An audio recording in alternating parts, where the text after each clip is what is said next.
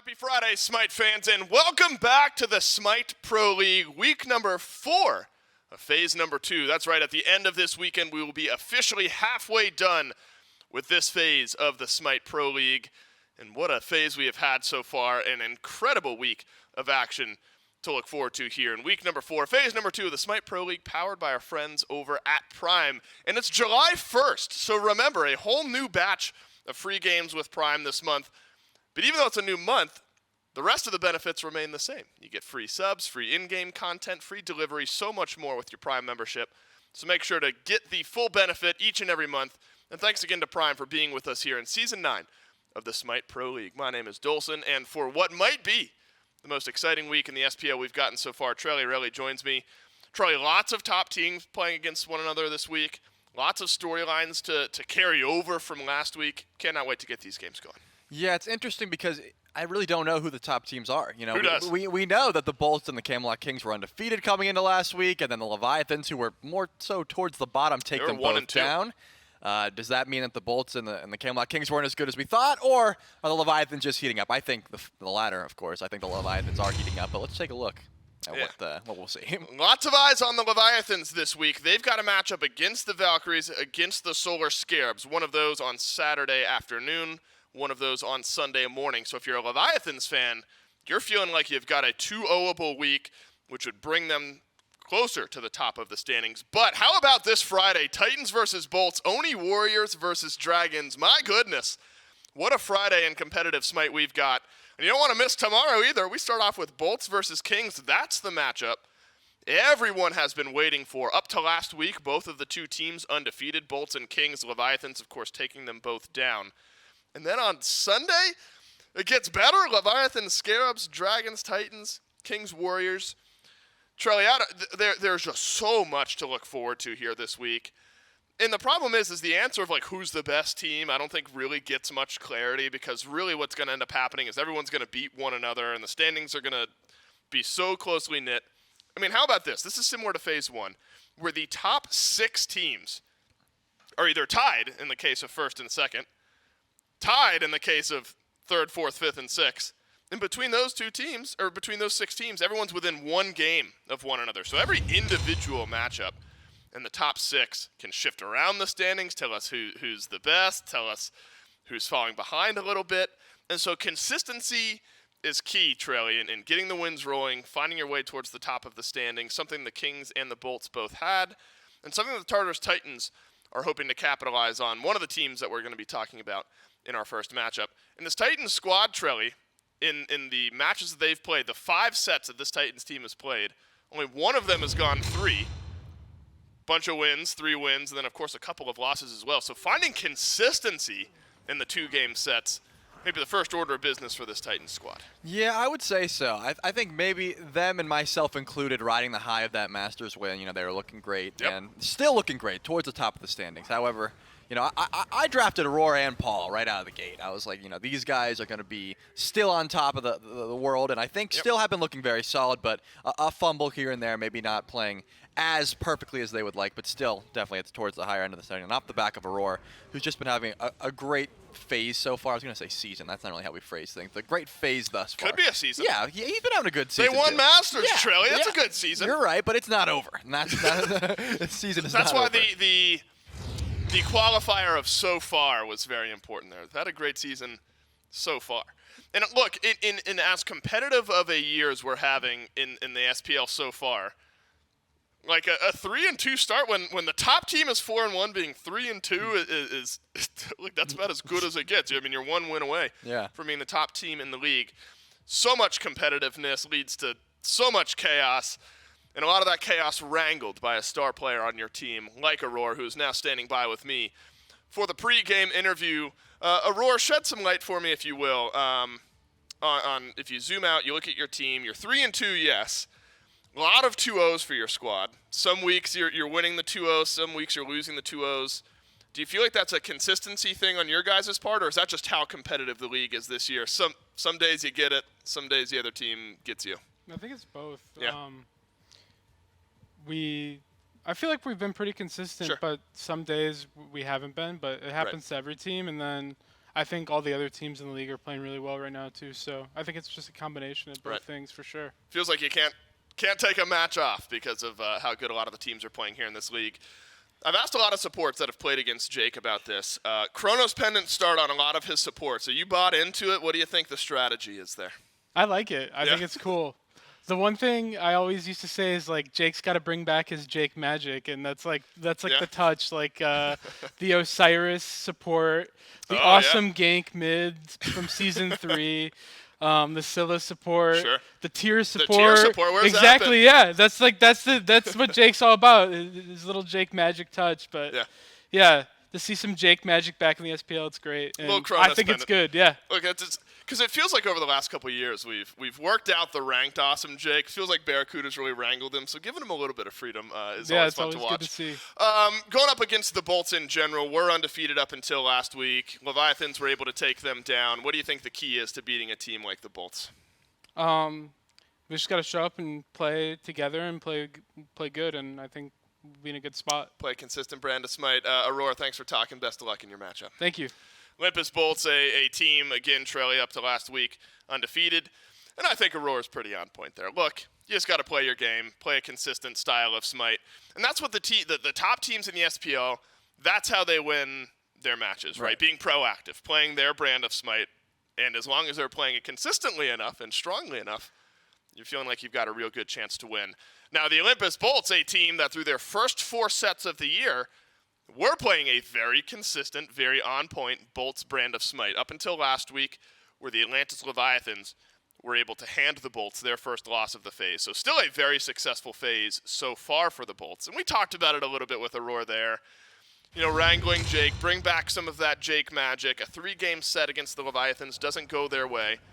But it's been fun, Trelly, admittedly, watching Jake kind of, you know, get the ranked worked out a little bit. You know, think back to the Renegade squad. Now, over the last couple of years with the Bolts, become a very, very strong, almost a veteran SPL player at this point. Yeah, it's interesting, and I like the way you phrase it. They're playing a Bolts brand of SMITE, which is something that not everyone else in the league is adhering to. You know, Jake, most of the supports as of now are sort of in this cookie-cutter style of build where it's either Gauntlet of Thebes or Spirit Robe, one item, and then you're upgrading relics, and that's it. You're doing bottom team damage, setting up your squad one way or another.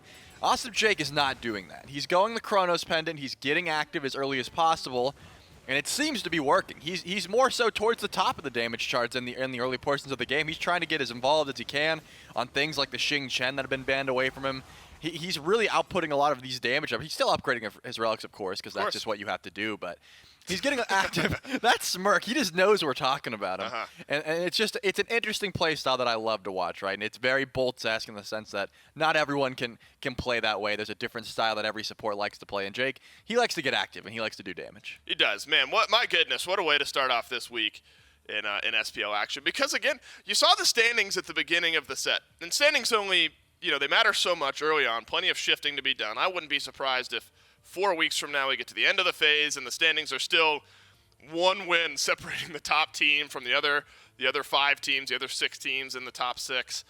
And so each individual win matters now because no team seems to be buying any space for themselves. And so Bolts versus Titans important.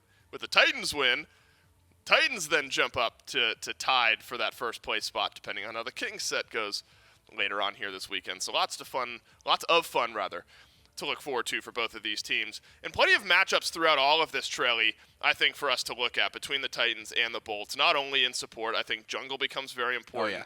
Because of how LASBRA's been playing for this Bolts squad. He's really been aggressive early in the game, gotten the gold lead spooled up for this team. And Layers has been playing a good brand of SMITE for the Titans on certain days. And on good days for the Titans, Layers looks great. On bad days for the Titans, Layers disappears a bit. So I think jungle, as always, is because jungle is important. But between Layers and LASBRA, 2 very important players to their teams, bring a unique style of SMITE that's going to be fun to watch this set. Yeah, lucky for Layers, LASBRA did. You know, he was on his MVP run last week, so he's not going to be wearing that crown. He won't have to look across the booth and see that purple crown on the opposition. So maybe feeling a bit more confident in that regard. But you're right to highlight. LASBRA has been looking so on point when he gets these strong early game style junglers. He usually, I mean, more often than not, 4 out of 5 games, the Bolts just come out explosive, right? If LASBRA is able to just create some space in that jungle, get a lead up against the opposition, they just look so solid together as a unit, and they play through each other so well, usually through Haddix in that solo lane, who is one of the most consistent solo laners in the league, like bar none, just always is going to be putting up, you know, exactly what you want from your solo, going to the back line, being annoying, you know, eating damage, that sort of thing. So the team as a whole, I think, definitely revolves around their jungle, as the Titans do. And LASBRA, especially with picks and bans, has been banned out a good bit. The Daji and the Fenrir both have just been priority bans against LASBRA. You look at Layers, his God Pool, been in Erlang Shen game, couple Osiris games, Ratatosker, Mercury, so those carry-style junglers are still there. Whereas LASBRA feels like Warrior, and then Daji and Fenrir are what he's looking for. Tartarus Titans, as such, going to go ahead and take away the Daji from LASBRA, not going to allow him to facilitate the game in that type of way. On the flip side, Khepri, a very, very strong, albeit standard pick for Aror. And really across the league, Trelly, feels like Khepri still towards the top, especially when Auror's on the other side. Seems like a pretty simple ban. Yeah, the Eset being taken away from Paul, definitely a smart option as well. You're pretty much forfeiting, you know, the objective presence in the early, or you're saying, hey, we're gonna focus this Eset as much as possible. Not something that's easy to do, especially when it's Paul who's piloting it. So I think banning away that gonna be smart. I'm surprised. Wow. You know, the Erlang and the Osiris both are options that I think both of these junglers would want. So some thinking to do here. You know, the Bolts are first pick, so obviously they don't have to ban either way. If they ban one, then I assume both would get banned away. But they're in a position where, as long as they don't ban one here, they should be able to grab something in that first pick slot. And the Titans, they don't have to ban it either, right? They can just say, you take Erlang, you take Osiris, right. We'll take the opposition. We're not going to ban either one. Or they could say, hey, one of them is just much more oppressive to our draft, and we'll take that away as well. Notably, the Chernobog is still open, and that's something that I think both of these teams wouldn't mind getting their hands on, just that global presence so strong. And so you look at the supports that have also taken a hefty bit of ban presence here. Robin will end up being the final ban. That was a strong look for Haddix in the couple of games that we've seen the Bolts play. Yeah, definitely an Eset ban against Paul, but also maybe the Bolts banning it away from Ven, who went 0-3 in the last time we saw the Eset get played. Jokes aside. They're self-banning. No, I get it. They're not allowing Ven to play it. I understand. It was clearly kidding. But no, didn't look great the last time the Bolts played it, but did look good at 3-0 for Paul on the flip side.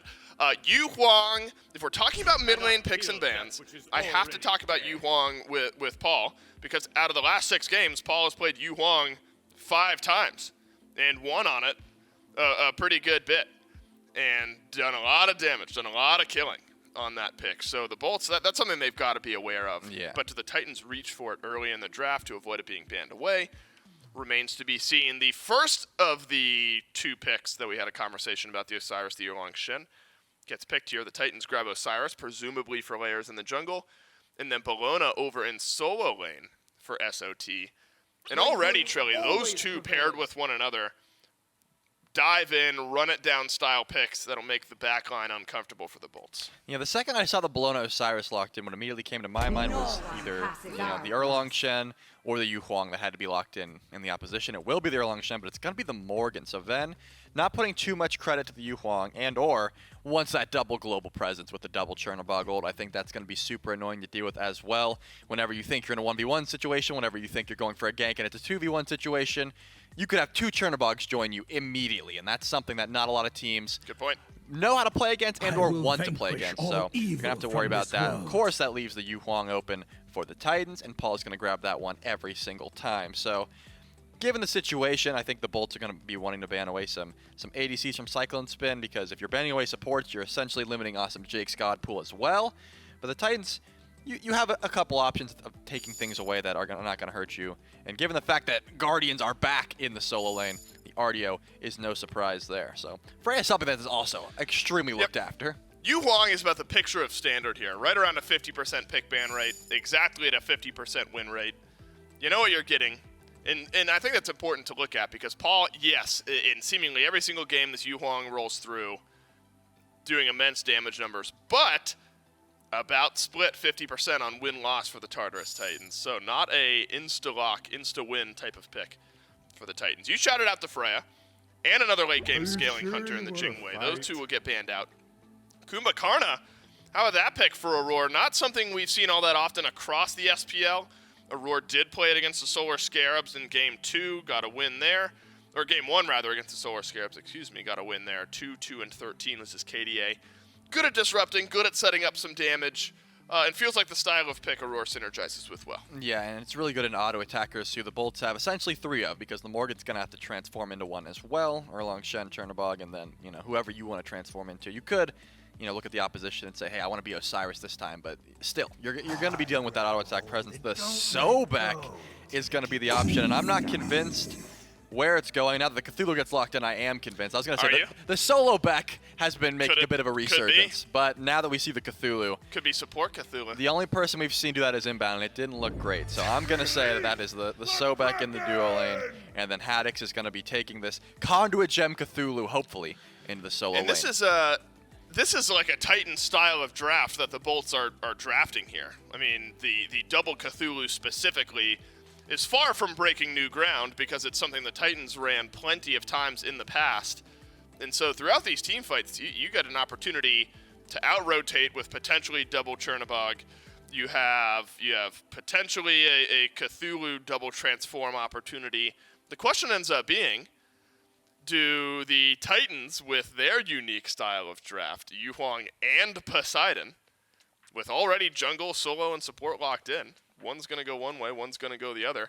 Do you think the Titans have enough shred, have enough damage to deal with potentially double Cthulhu in these fights? Well, unfortunately, we've received some information. And it's that Bellona is in the ADC role. Oh, I was wrong. And that Poseidon is going to be solo. So the Bumbus Hammer Poseidon build up against a Cthulhu, you're going to be susceptible to ganks. It doesn't matter how well you play it.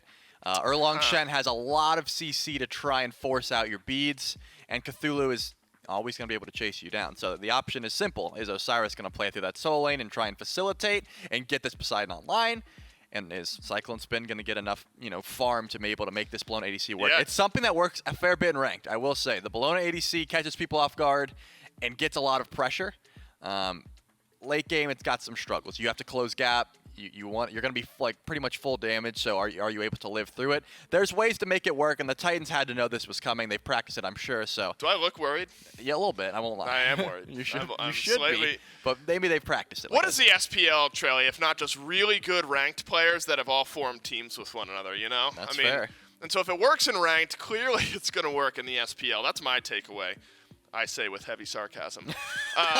Do you think it's punishable, though? Do you think a Bellona Kumbha duo lane is something that the Bolts with their standard duo lane can punish? I honestly don't think looking at the duo lane is your best option. You're looking at 2 tanks. Bellona, very difficult to gank because an Erlang Shen's going to walk up and say, oh, I'm going to try and force as much as possible. Right. Oh, I'm disarmed. Now I can't fight you for a bit. The Eagles rally away. I got to chase that down. So I think the Poseidon in the solo lane is much more punishable. Yeah, right. I forgot that means Poseidon's in solo. Yeah, I think that's where you should be looking to put your pins, your 9 turns blessing. You only get 1 pair of beads, so if you can force that out, even with the Whirlpool to cripple out the mink form and the turtle form, it's going to be hard to live through that, and Cthulhu should be getting the pressure there anyways. If with the Conduit Gem start, you're going to be out clearing as long as some other presence is there. Because Poseidon clears away fast and he can run away, sure, but if you're throwing a jungle body in that lane, it's not going to be easy. Now, remember, the last time we talked to the Tartarus Titans postgame, I believe it was Layers that I talked to, I said, do you feel like the Titans are one of the most theory craftingest, that's not the right word, but I'm sticking with it, one of the more unique theory crafting style of teams in the league, and Layers did think so. And this is what a weird, in a good way, composition. But I suppose having like SOT on your team, a guy who likes playing those weird style of picks, it opens you up for opportunities like this here, Trelia. Poseidon solo lane, Bellona, that's going to SOT 9 times out of 10. But game 1 is the one time that it ends up going over to CycloneSpin. Olympus Bolts versus Tartarus Titans. What a way to start off this week in SPL. J-Mac and Mifflin, take it away.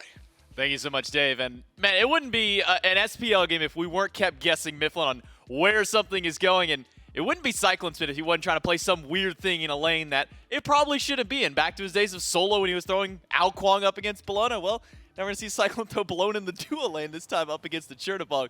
J-Mac, Mifflin, Doug for game number 1. And I mean, Miff, you got to kind of talk me through kind of how the process of this game has got to go for the Titans. Man, it is interesting, right? And I think Charlie does a good job of highlighting that Bellona ADC is not something untested. We've been seeing it a fair bit recently in high-level ranked games. I've been on the receiving end of it, got absolutely bodied.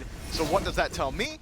Bellona is a lane bully, especially in that ADC role. So you're expecting the Tartarus Titans to leverage early aggression. Across the board, really. Paul, levels 1 through 4 or so on this Huang should have a distinct advantage up against Ven. You should be able to get aggressive towards purple buff around CycloneSpin on this Bellona.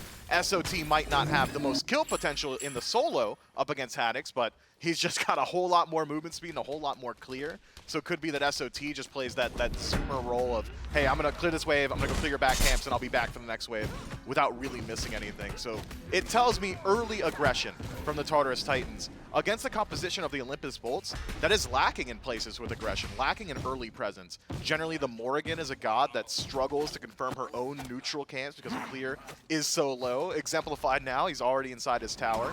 Haddix on this Cthulhu as well could be a target. Pin onto SOT, no beads available. He gets rooted in place and body blocked to hell. Haddix and Haddix will take down SOT. With the help of LASBRA, Layers a little too late on the rotation, and the Bolts on the board first. Gotta be concerned about that if you're SOT. Going towards teleport in that first slot really does put a massive target on your back. Does allow him to get back to that wave. I think only missing out on 1 minion's worth of experience, but first blood over to LASBRA on this Erlang Shen does bode well for the Olympus Bolts. If you want to be able to fight into the Tartarus Titans early, it's got to be around LASBRA. They just kind of wrap around and do it again. Ming form in by LASBRA. Pin is available. A body block in place, and SOT gets locked against the wall. Put a second one out for the jungler of the Bolts. Simple play, man. Just loops back around. SOT has got a long time before that's no longer a viable option for the Olympus Bolts. Maybe around level 5, you can at least drop Kraken on your feet. Until then, you don't really have many avenues back in. An entire level deficit up against Cthulhu didn't used to be a massive deal because Cthulhu's relatively low pressure. Kind of a big deal if he's got Conduit Gem. He should be able to clear those waves pretty easy. Well, root not available for BaRRaCCuDDa to lock CycloneSpin down. And the Tartarus Titans are keeping up pressure in the dual lane at the very least to maybe try and help alleviate some of the pressure from the right-hand side, but it's just going to be the name of the game for LASBRA. Stick to this right side of the map, strip away any buffs possible with this Mannequin Scepter. He'll clear out that blue buff swiftly with the help of Haddix, and SOT probably doesn't want to walk to a wave anytime soon. Yeah, what a miserable landing phase for SOT. It is going to be a long time. But we talked about it earlier. The ability to just farm up on Poseidon is incredibly high. If Haddix isn't like 2-3 levels up in the next couple of minutes, SOT might be able to close that gap just by clearing the jungle, just by invading these back camps on his own. There will be an inflection point where eventually SOT is going to have this Warlock staff stacked up, maybe looks towards the Doom Orb as well for some additional movement speed, and it'll become much more difficult for LASBRA to do what he has been. So I would like to see LASBRA just keep doing it while he can. Might as well. He's got a lot of gold in hand, though. 1,600 that he's sitting on. Hasn't had a chance to, I can't even say hasn't had a chance, just hasn't taken the time to go back to base to start building up those items. Level 5 now for Haddix, who's also sitting on a nice plethora of gold in his pocket. Can go back, does have teleport, so make an easy trip back to that base. But for now, LASBRA now being able to go back, picks up the Golden Blade, the very standard start that we see now of the jungle. Layers hovering nearby, but you just can't think he's really got the best kill potential up against Haddix, who's already got the Descent of Madness. SOT close to because he hasn't had a blue buff since the first rotation. So Layers should head back towards his own jungle and continue to farm up. And I think this is going to be Layers' job now, is just making sure those camps on the right-hand side are going down on cooldown, because if Layers isn't clearing it, SOT doesn't really have the opportunity to walk out a lane on his own just yet, and LASBRA has shown a propensity to be on that side of the map. You gotta think he'd be looking for those invades. Well, a little bit of skirmishing in the duo lane, but it's all just for wave more than anything else. Cyclone and Aror can clear that lane out quickly and move their way over to any kind of neutral farm that they need. Meanwhile, as we take a look into the mid lane, 2 different starts, at least out of the mid laners. Venenu going for a little bit more movement speed and power into his build, getting up that Doom Orb early on, and Paul going with that traditional Warlock stat that we've seen out of the mid laners. That makes sense to me. 145 power, very nice for Ven to pick up from the Doom Orb, additional movement speed, so you can act as that pseudo-assassin, close gap, land the dark aspects, land all your damage, then transform into your tankiness. You don't really need to build it in the kit on its own, whereas Paul doesn't get to play multiple gods. He's just Huang this game. Putting the hurt on Ven very early, though, with that Phoenix Fire. That first ability out of Huang surprisingly does a sneaky amount of damage, especially if you can get an enhanced version with your Dow up to at least those 6 stacks on there. And we've seen a lot of first bloods come in this mid lane off the back of this Huang. They're able to get a 2-1 combo with your jungler. They've always been able to net something big for the team, but now that it's a level 6 Huang does have access to that Celestial Flight, so he can stay away from LASBRA in case any danger comes by. Still has CC immune to the ultimate, still has his beads as well. LASBRA not even willing to 9 turns blessing there, try and force out additional resources, realizing best case scenario is you're probably just getting the dueling dragon. So an aggressive landing from the float, Paul just goes up, immediately right back down, and LASBRA forced to respect it. You see SOT step up to wave. Should be fine, though. I don't think Haddix is going to try and go any further than just clearing out his own wave at this point. And we've seen the pressure that Laz has been putting on the right side. Went for a second blue buff invade earlier on. Do you imagine that for the next 5 or so minutes of this game, that's just what LASBRA continues to do, is just to keep the pressure up on SOT? I suppose. It depends on what SOT can farm up and how quickly he gets this second item. Now that he's got the Warlock staff, his damage output's getting a little bit higher, Kraken available. I'll keep my eyes on layers. If this Osiris starts making the rotations, those invades won't be nearly as simple. You've already got the Golden Blade, Mannequin, so there's early presence from this Osiris. I think SOT has weathered the storm early on. I don't imagine there's going to be too much more opportunity on that side. Jake rotates over. Eagles Rally available to Cyclone. He'll get plucked back, rooted in place, but still holding on to his ultimate. And we'll hold on to it the entire way. Won't even need it to get back to the safety of the tower. Patient play out of Cyclone in the dual lane keeps him, not just his relics, but also make sure to keep it. Wait, did he go teleport actually? Oh, he sure did. Ah, yeah, he's just farming up. He wants to be able to throw his damage into BaRRaCCuDDa, trade his HP back to base, and do it all over again. Awesome Jake, not going to make that easy for him though by hovering around this lane. And I suppose this could be a great answer to the Bellona ADC. If she's going to win the 1v1, don't give her one. True. Don't let the bully win those battles. Aror will show up to alleviate some of that pressure up against Cyclone, though. Won't let him have to sit under his tier 1 tower the entire time through, and that will force Jake to maybe either stick around a little bit longer or rotate towards one of these other lanes. Both purple buff coming back up. It's an easy call for the Bolts to farm that. Hey, SOT able to get one of his own blue buffs thanks to the help of his jungler. Layers rotated over and made sure that SOT wasn't starving for mana the entirety of the game. Yeah, it only took 7 minutes for him to get him a second blue buff, but SOT better late than never. Should get some additional CDR, wave clear. We're starting to get to that point where he's able to just rotate out. We saw it, clears the wave, heads back to the jungle, splits some more with layers. SOT certainly absorbing a lot of farm. CycloneSpin absorbing a lot of damage, but they're going to have to prove it, the Olympus Bolts, that they've got kill potential. Because Cyclone's going to hold on. Gets away from the dueling dragons out of Paul. Awesome Jake still standing a little far up, but Cyclone undeterred in this 2v1, buying so much time for his team to rotate over and even keep LASBRA from going for a purple buff invade. So the Tartarus Titans down, at least for now, about almost 2,000 gold down at this point, but still willing to show presence across the map. Experience has been upticking at times for the Olympus Bolts. The Tartarus Titans have largely stagnated that there as well. The Bolts going to need to try and put some pressure on a neutral objective or one of these towers if they want to leverage the lead early on. Gold Fury is so tanky at this point that you're not really looking towards it. So invades gotta be the only place the Olympus Bolts can continually push this lead until Pyromancer spawns back up. But fortunately for the Bolts, getting into late game just feels nice. You've got a Cthulhu in your team fight. Morrigan, who's pretty slow early on, will start to speed herself up, get a lot more damage output. As the game goes on, BaRRaCCuDDa can just split push. We've seen exactly how Chernobog plays around Fire Giant. It's that he doesn't. He plays in the duo lane and maybe comes to the Fire Giant if the fight starts to look good or bad. So the Tartarus Titans, I think, probably feeling the pressure. I know that the lead hasn't extended since those first 2 kills on SOT, but this is not how you'd expect the Tartarus Titans to start this game with this type of composition. And that was some of the concerns that Charlie was showing us, even that Dave was showing at points, was, you know, how do the Titans deal with not just one Cthulhu in Haddix, who's got somewhat of a lead. That's been mitigated down by SOT, but the potential of there being a second Cthulhu if Venenu transforms into that, or a second Chernobog. I mean, how do the Titans even deal with something like that in a team fight with this comp? Man, it's not easy. I think it's got to be an avoidant, right? Oh man, there's Cthulhu. I'm gonna leave, and you've got the ability to do so. Paul very safe, SOT very fast, Aror pretty mobile as well in this Kumbhakarna. It's not the best case scenario, right? Like, if the Olympus Bolts have double Cthulhu on the map, you're essentially just forcing the Tartarus Titans to retreat. They're probably taking damage. Charlie highlighted how good the chase down potential of Descent into Madness is. But I don't see how this composition is going to burn through 1, let alone 2 Cthulhus. You don't have a standard Hunter. CycloneSpin going to struggle to close gap. SOT sure has a whole lot of single target damage, but he's got a shotgun blast you to do it. He's got to get right in your face, and I'm not certain Poseidon's looking to do that. Maybe he is, though, with this style of build, going a little bruiser. Yeah, I just noticed that he's going to Genji's guard's second item. We'll have to see if he continues going down that bruiser route. Trebuchet in the mid lane will give the Bolts a little bit of pressure on this mid-tier 1 tower, and then Jake and Haddix can just stand around here and face tank any damage that gets thrown out by the Bolts. Jake will dash away from the fire from Paul, but this tier 1 tower is just slowly getting chipped away. 50% already, and that's just the Trebuchet putting in some work. The Tartarus Titans don't really have an opportunity to step up and deal with it. Layers could make short work of the Trebuchet, but he can't just walk past the Bolts.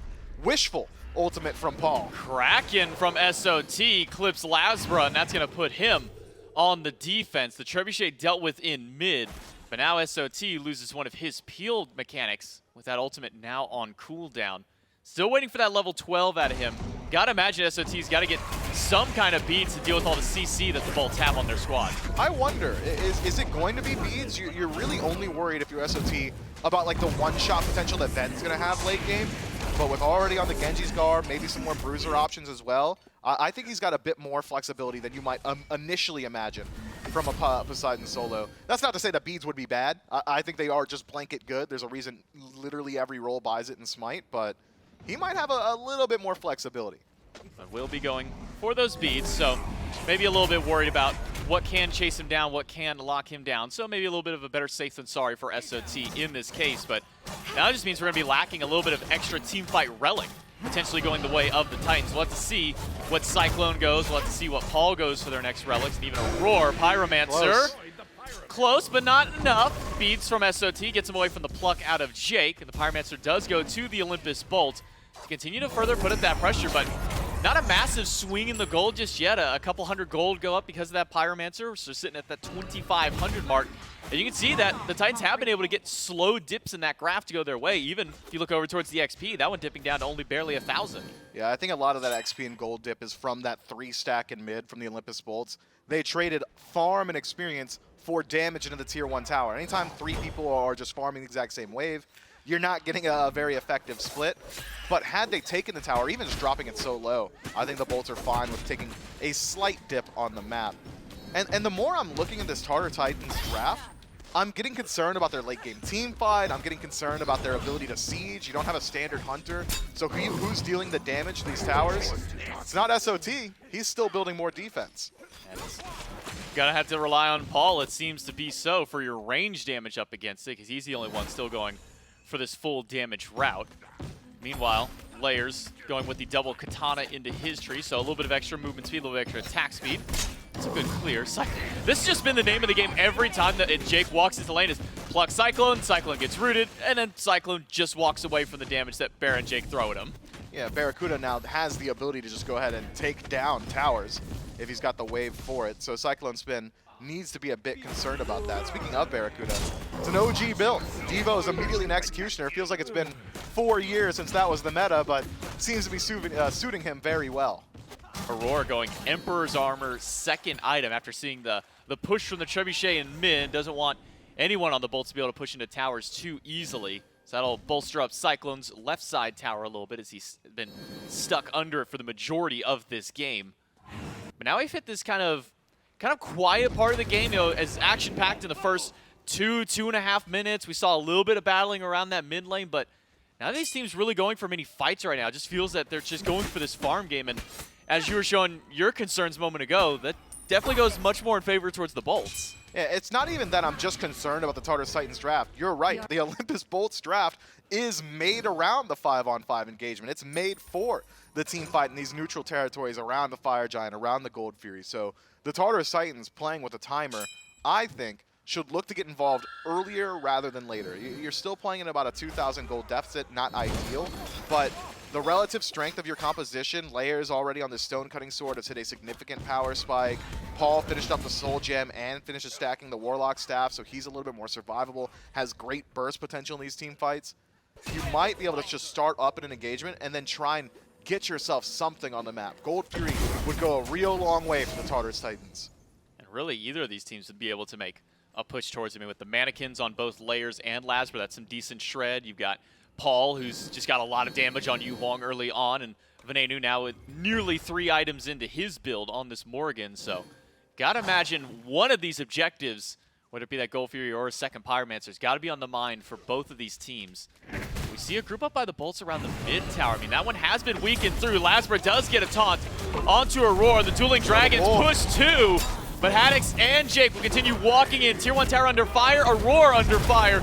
And now the Descent into Madness by Haddix, and a dive in from BaRRaCCuDDa. It's a full commit by the Bolts in the mid lane skirmish, but Haddix already half HP, Cyclone even lower as the Eagles rally out. Aror got dropped into sleeping time passive, but won't be living through very much as one Cthulhu goes down, a second one emerges, and it's Venenu to strike first. Aror on the retreat, just trying to get behind that tier 2 tower, will succeed, survives in this trade. The Tartarus Titans just were not ready for that aggression from the Olympus Bolts. Well-calculated initiation. Haddix holds on to his ultimate until everybody's in range, until there's all the time in the world to fully channel Descent into Madness. As you said, the second he drops out of it, Ben goes up into his. CycloneSpin went for possibly one of the most aggressive rotations I've ever seen. Just walks through 4 members of the Olympus Bolts.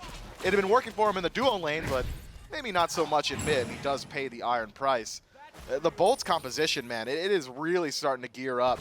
Concern now for the Tartarus Titans, because what fight back was there? I didn't really see anything. Tartarus Titans weren't even really returning damage. I mean, Aror got CC chained to hell. I mean, he tried to walk in, gets plucked back, says, okay, well, I'll just walk away. Nope, here's a pin. Now you can't go anywhere again. Oh, by the way, Pluck is back up a second time.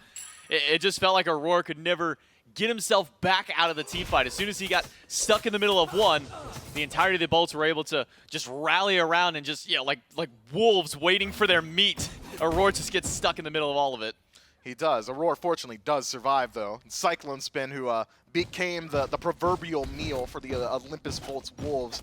I'm liking it. Let's run with the metaphor, because that is exactly how this composition is working. It's let's group up, let's go hunt, and it really has just been exactly that.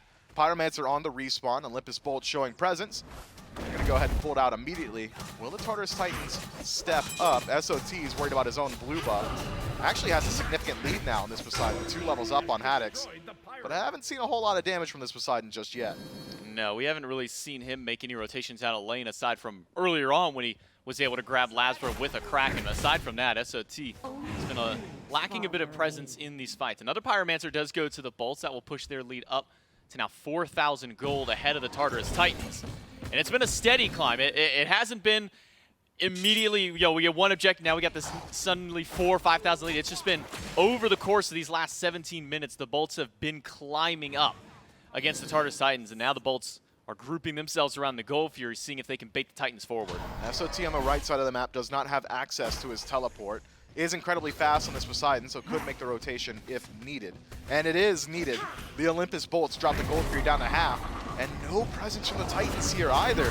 Things are not going well. No. They have not been able to do anything. Not even able to show up around the Fire Giant, threaten there. The Olympus Bolts just complete control of the map.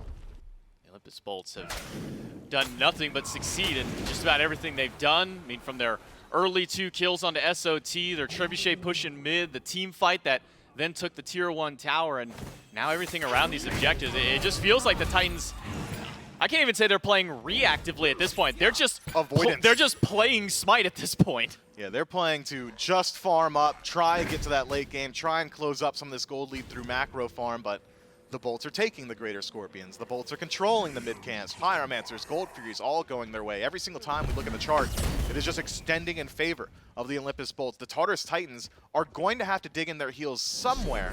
The only thing they have been able to control is experience. They're not really losing out on that. I think a significant part of that is SOT just hyper-farming the map. Has already ticked over to level 20, maintains his 2-level gap on Haddix, but if we're talking about presence in the fight, you got to think Haddix is just doing more. And that's level 20 at 19 minutes. That is a very fast pace, especially considering he went down for not just first blood, but second blood not even 30 seconds later. So I think power farm might be an understatement for SOT in that lane. Yeah, he's done a good job, and now that he's ticked over to 20, he can finish up that Bumba's Hammer. That's going to be a significant part of his burn potential, his damage output. Paul forced to use the beads early. That should be it for Laz, right? Well, there's 3 other players here for the Olympus Bolts. Paul, now with no relics, no ultimate, and no life. Venenu picks up 1, but Jake is getting chunked away by that tower. Almost goes down to the final tick by. But with Layers and SOT here, the Olympus Bolts will pack up and head back towards the jungle. Not much can be done with Jake at such low HP. Haddix holds on to his ultimate, though, so the Olympus Bolts have still got a little bit left in the tank if they want to force a team fight. Reset. You still have 30 seconds of the grayscale for Paul. It would be early, but the Bolts have got really good damage output. Could be looking at a Fire Giant opportunity on this reset. Everybody heading back to base, though. 15 seconds now in Paul's respawn. Maybe you lose out on a bit of that opportunity. But having seen now that every single siege attempt has just worked for the Olympus Bolts, every single time they've dove into that backline, maybe you don't need the Fire Giant. Group up on right, take down that tier 1 tower. If the Tartarus Titans show any presence, try and defend. Keep doing what you've been doing, which is diving them. If you get a kill, then you can start to back up and think about the largest neutral objective. Has been working out well. We take a look at the relic situation for actual team fighting goes. The Bolts have 2 to their name. They've got the emblem and a shell out of Jake. That'll at least keep the team a little bit healthier, allow them to chase or disengage. For Aror, his only kind of quote-unquote team fight relic is this bracer that pops up, and that's only going to help in one small little portion of a team fight. Yeah, I mean, drop it down, a little bit of vision, some power, some movement speed, certainly valuable, especially around these objective engagements. So the Tartarus Titans having access to another ward at all times will help them in the information battle, and also having just a beacon of hope, something that boosts you up in these engagements could help out a fair bit. I am keeping my eyes on that blink from Aror. I feel like now that SOT's got the Bumbless Hammer, Layers is starting to gear up some of that survivability with the Berserker's Shield. A blink epic uppercut onto a priority target, I think it's literally just gotta be Ven, might open the door for the Tartarus Titans. Kraken against Jake. A little questionable from SOT, to say the least. It does get Jake's ultimate, so I guess that's a win there, but Jake doesn't necessarily need his ult for any kind of team fight. Well, Jake's comes up later. SOT resets. He'll walk back. By the time he gets to the Fire Giant, he'll already be halfway to his ultimate. I mean, I agree. I'm probably just holding on to it there. It is super low odds that you're getting anything of value from Awesome Jake, but I suppose that's the trade SOT is willing to take. Hasn't had many opportunities to fight. Maybe just trigger happy right now.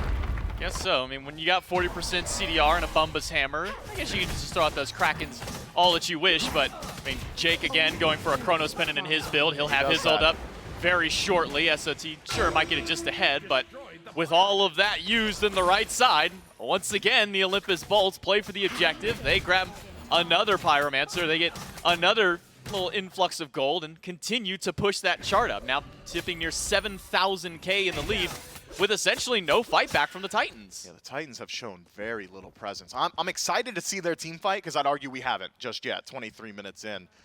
It's high execution. It's almost all gonna be on Ven. You really want to shut down this Morrigan before she transforms. I think that is the win condition for the Tartarus Titans. If you can deal with that double Cthulhu before it happens, then all of a sudden Haddix is a little bit less viable in the engagement. BaRRaCCuDDa struggles on Chernobog to throw out damage while simultaneously retreating. So if the Tartarus Titans can just start the fight on the right foot, could be one way in. But that's a hard ask. This might not be a fight that the Titans want to take. Jake and Haddix find Layers in the jungle, take about a quarter of his health just from a little bit of poke. But once again, the Bolts can set up around the objective. The Oni Fury has spawned back in. And this time the Titans showing a little bit of presence on the map. Aror, the furthest one up. LASBRA should be able to stop that 1 minute. If it's a blink epic uppercut out of Aror to start the fight, that'll throw Baron to the sky and set the Fury back to neutral. But Haddix is already descended into madness. Is only 5 through. Kraken comes out, hits Venenu, but the Aegis is good enough to keep him alive. Aror now the one in critical health. He's about to go back down. Layers as well at low HP, and Layers will not go down just yet. A little bit more from the Bolts to chase it out. Layers finds the blink to survive the engagement. The Tartarus Titans are able to slow down the Oni Fury. It was a blink engagement from Aror that starts it off. BaRRaCCuDDa sent to the air, then put to sleep in the back line of the Olympus Bolts. Just stand there staring at Aror as he walks away, while the rest of the Olympus Bolts were surging forward.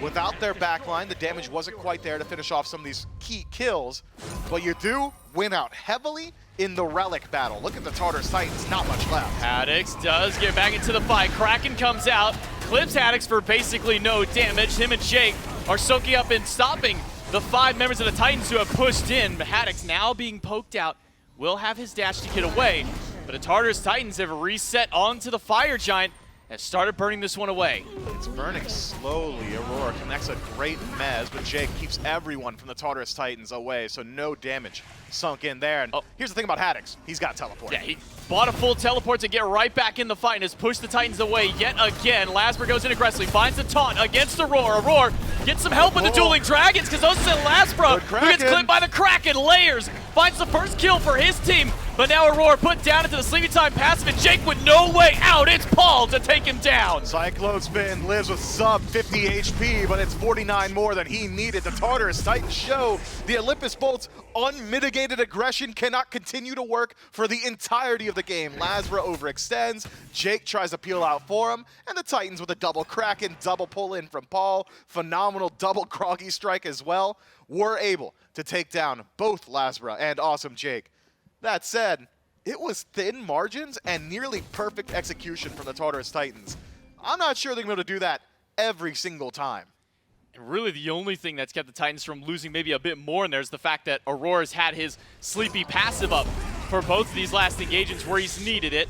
BaRRaCCuDDa gets rooted out, disarmed, now has to go up into the sky to get away from Cyclone, but he's got to crash back down either in place or by one of the Titans, and none of those options look very appetizing. Bear goes down, jumps into the wall, an immediate transformation, but as soon as Venenu comes through, now he can descend to the madness. Kraken slams into BaRRaCCuDDa, and Venenu in the middle of 5 is eating a lot of damage, but now that Jake has rejoined, now the LASBRA is back. He gets pushed by the Dragon, the dunk in from Layers, and the Tartarus Titans are the ones on the run. Haddix still hovering nearby. His ultimate's coming up shortly, so if the Olympus Bolts can keep this fight up, they will have a second win. Layers got plucked, but too much damage thrown towards Jake, too much damage thrown towards Venenu for them to continue in the fight. The Tartarus Titans have pushed back the Olympus Bolts yet again. They've now found their first 3 kills of this game throughout the course of these last fights, but man, it's taken the Titans a while to get to this point. It has, and it hasn't changed the game state too much. We're still looking at 7,000 gold for the Olympus Bolts. The only thing the Tartarus Titans have done has kept the Bolts off center. They're keeping them on the back foot, not allowing them to utilize this lead. If Haddix gets picked out, forcing Descent into Madness, that would give another distinct advantage to the Tartarus Titans. They're doing a good job making sure that the Bolts aren't able to find their equilibrium, and they've got 20 seconds some odd to play with it until BaRRaCCuDDa can walk all the way across the map. Titans with the offensive position around the Fire Giant will now force the Bolts to step in to try and get some of these wards taken away, because, man, that area is littered with Tartarus Titans wards. Every entrance in and around the Fire Giant has been covered. Pyromancer, for the first time, will go to the Tartarus Titans. That's their first objective. They've been able to grab this game, and every little bit is going to help them out. Jake thought maybe he was going to go for a pluck there, instead gets hit by a tidal wave. The Olympus Bolts are now the ones stepping up to take some of those wards out. The Titans giving up a whole lot of space here. The last couple of team fights that have gone their way have been on the back end of Olympus Bolts overextending. Olympus Bolts stepping too far forward, trying to chase out these kills. Because the Bolts are lacking a fair deal in burst potential. If BaRRaCCuDDa isn't able to connect with the target, doesn't matter how many Cthulhus you have, if every single bit of the damage is 100, 100, 200, all right, I'm healing my team.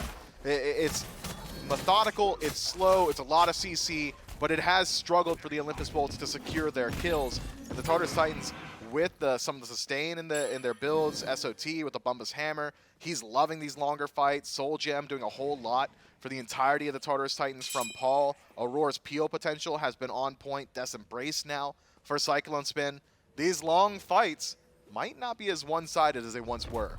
And if SOT wasn't already a bit slippery and hard to get away from, now add a Gem of Isolation to the build. SOT can essentially lock down just about anybody that he needs to. If they don't have CC immunity or a way to jump or dash away at that point, SOT can keep that chase on. One item from his full build to go through. BaRRaCCuDDa split pushing on the left side. We've seen this plenty of times out of these Chernobogs. When a Fire Giant fight breaks out, it's an easy rotation for them with that ultimate. You see the Tartarus Titans, they've got so much space around the Fire Giant right now. They know BaRRaCCuDDa's on the opposite side. But the burn potential isn't really there. Even though you do have significant opportunity, actually killing the Fire Giant, not super easy. Maybe the hardest hitting ability on the map is the Dueling Dragon, so you've got the secure, but the Tartarus Titans realizing, hey, it would take us a real long time to do this, decide not to pull it out.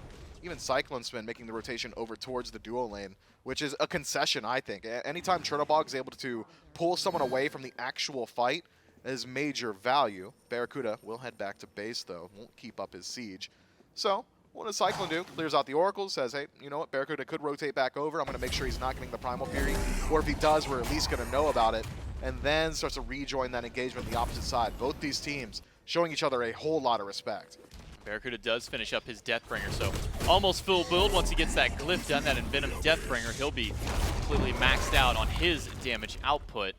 The Olympus Bolts taking their time around this Fire Giant, not pulling it. The gold lead has dropped just a little bit, closer down to only about 5K now, where it was hitting that 7,000 moments ago. So Tartarus Titans have mitigated some of this lead that the Bolts have picked back up. These slow team fights are taking away some of that farm opportunity from the Olympus Bolts.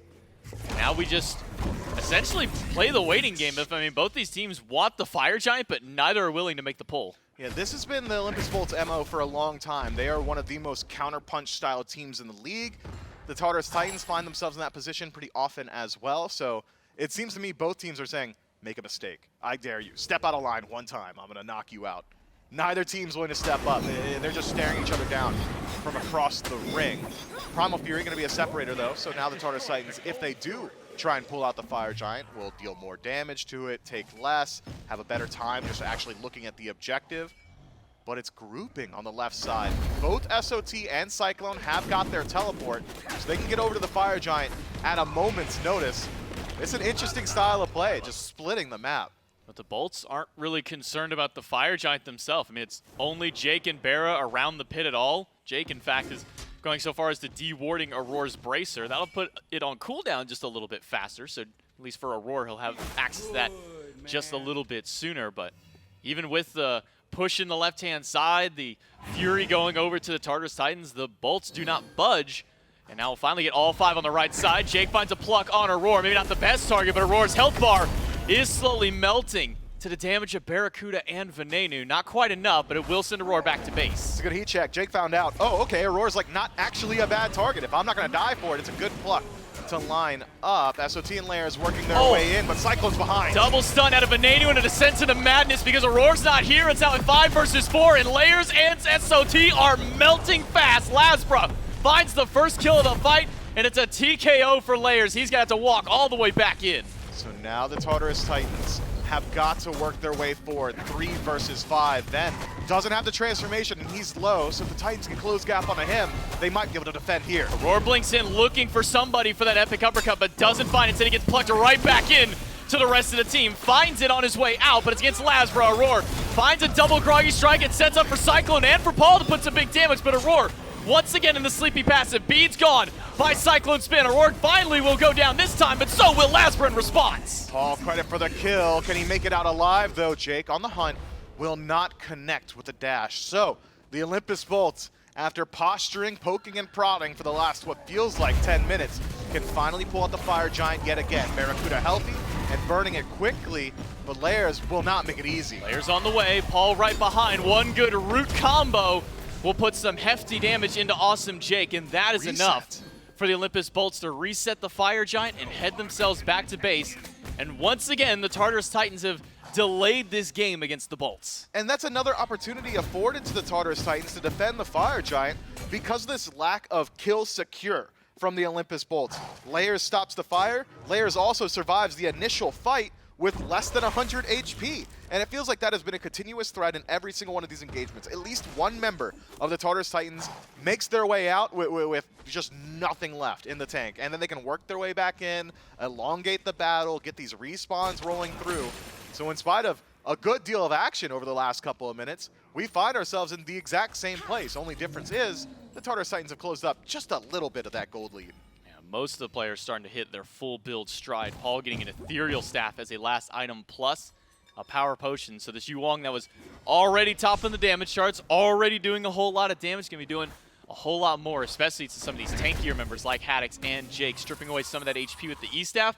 It's going to make this fight a little bit easier for the Titans. The Olympus Bolts have set up the defensive position yet again, realizing that if they can just close gap, even the tanky targets, the Tartarus Titans should be able to be killable as long as BaRRaCCuDDa can sink his damage into them. Pyromancer pulled out, should go to the Olympus Bolts with 0 fanfare. Fire Giant as well. Tartarus Titans gonna have to step up. Haddix has started it. BaRRaCCuDDa popping those crit damage in there. And no response yet from the Titans. So Mez out of Aror, plus the Groggy Strike in. The Fire Giant has not been leashed just yet. Haddix still holding on to it, will be knocked up. He needed a little bit more damage than he was begging for. And once again, the Fire Giant reset. Jake and Haddix poked out a little about half HP. And that sets up for the Tartarus Titans to now walk in, but I don't imagine they're going to want to commit to that. No, the Tartarus Titans are just trying to keep the Olympus Bolts present. They don't want Haddix going back to base. They don't want Jake resetting. So these pools aren't saying, hey, we can out-confirm you. It's, you better not leave or we will take the fire. Roar, caught by Venenu. It's about a quarter of his health in damage just from the Morrigan. But again, the Titans pull fire, try and bait somebody forward, see if they can get some poke. Venenu throws out the decoy, and again, chips away at Auror's HP. He can't be taking those too much longer. Aror gets plucked back. Used the ultimate to get himself away. And Haddix, with the Descent of Madness, is just running through the backline. Kraken does find 2 in the backline, though. LASBRA and Ben are both super low, and Ben is able to just barely find his way out of the team fight. Jake finds a pluck on the layers, and one more knockup by Haddix is good. And Jake in the backline with BaRRaCCuDDa able to take down layers. BaRRaCCuDDa has been ignored for the entire team fight, but you could do so no longer. SOT pulled back in, but nobody around to follow it up. Layers dead for an entire minute. The Olympus Bolts can reset, group up on the Fire Giant, and this is the largest advantage we've seen so far. 5 strong should be able to force the Tartarus Titans to another position where they have to defend. But looking at some of these ultimate cooldowns from the Titans, Paul's coming back up, SOT should be up by the time he gets there. Relic's still available for Paul. I'm not sure the Olympus Bolts can still do Fire Giant in the face of the Titans. Especially not with Jake being poked out by Paul. These mid lane mages have done a lot of damage to the frontliners. Jake and Aror both being punished so heavily just for walking forward. And Haddix will now be the one at the front line for the Olympus Bolts. This Fire Giant dance, I mean, we've been approaching, what's this been, 10 minutes or so around this objective. Let's call it 15. Well, let's just call it 36. Why not? The whole game they've been dancing for the Fire Giant. I mean, that is the goal of SMITE, you know, secondary goal. Olympus Bolts' primary goal as of now, Oni Fury. Give you a little bit of presence on the map, maybe able to split the attention of the Tartarus Titans. Able to take it down with 0 fight back. But I think CycloneSpin spots out 2 there. Maybe the Tartarus Titans could pull the Fire Giant. Not the case this time around. So now the Olympus Bolts can go to that OG Sanguine win condition of, hey, are you distracted? Are you worried about your towers just dying to our minion waves? All right, cool. We're on the Fire Giant, so make a hard decision. Either defend here or keep your towers up. For now, it's only tier 2 towers left for the Tartarus Titans. All the T1s have been stripped away over the slow course of this game. And as we approach 38 minutes, another grouping around the Fire Giant as soon as that Oni Fury does go down. You have all, I was going to say all 10 players on the map, but Cyclone has headed over to the left side of the map where there's a pretty hefty wave already pushing in towards that tower. And now for the Titans, they've got to answer. Are they going to take another one of these fights? They need to. They have been every single time, but they got to do it maybe a little bit sooner, maybe try and find some kind of priority target, because Aror has been able to get into the backline with these epic uppercuts, but he hasn't been hitting the targets he's wanted to. I'm going to keep it a buck with you, J-Mac. The map state and the game state has not changed in 15 minutes. It is the exact same. The Tartarus Titans, I think, are just going to try and defend. There's no reason that you're giving over Enhanced Fire Giant for free.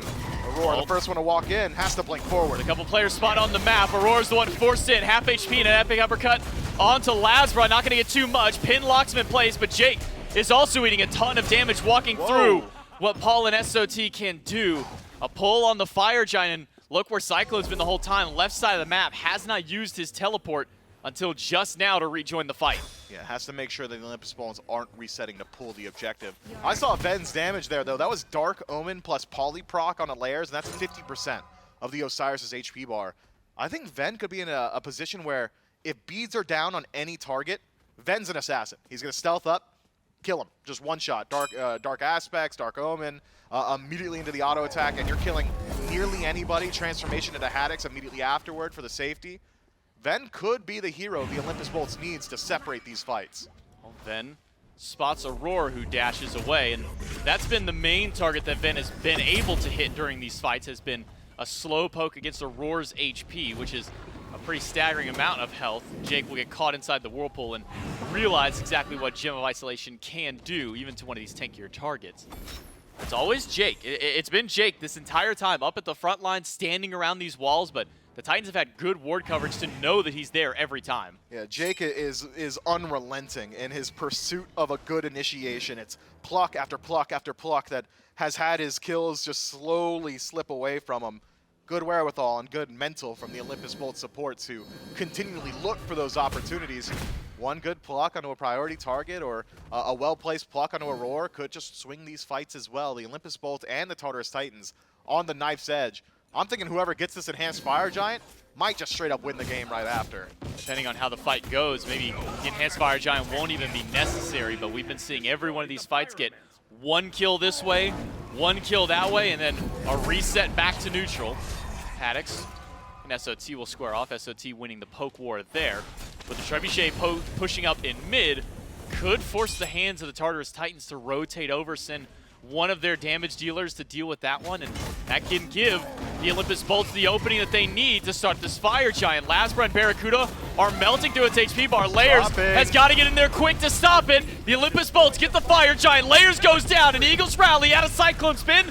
We'll get the beats from BaRRaCCuDDa. Kraken off the mark. LASBRA very low in HP. Gets sent to the sky, crashes down, but will be fine on his landing because the CC and the defense side of the Bolts is enough to keep him alive. The Tartarus Titans now on a quick retreat. SOT has slipped by the wayside. Aror not so lucky, put into the sleepy time. Paul floats away, but only gets a couple of inches. The Olympus Bolts hot on his heels. Paul will go down, and it's now only SOT left alive and an enhanced fire giant on all 5 at 41 minutes.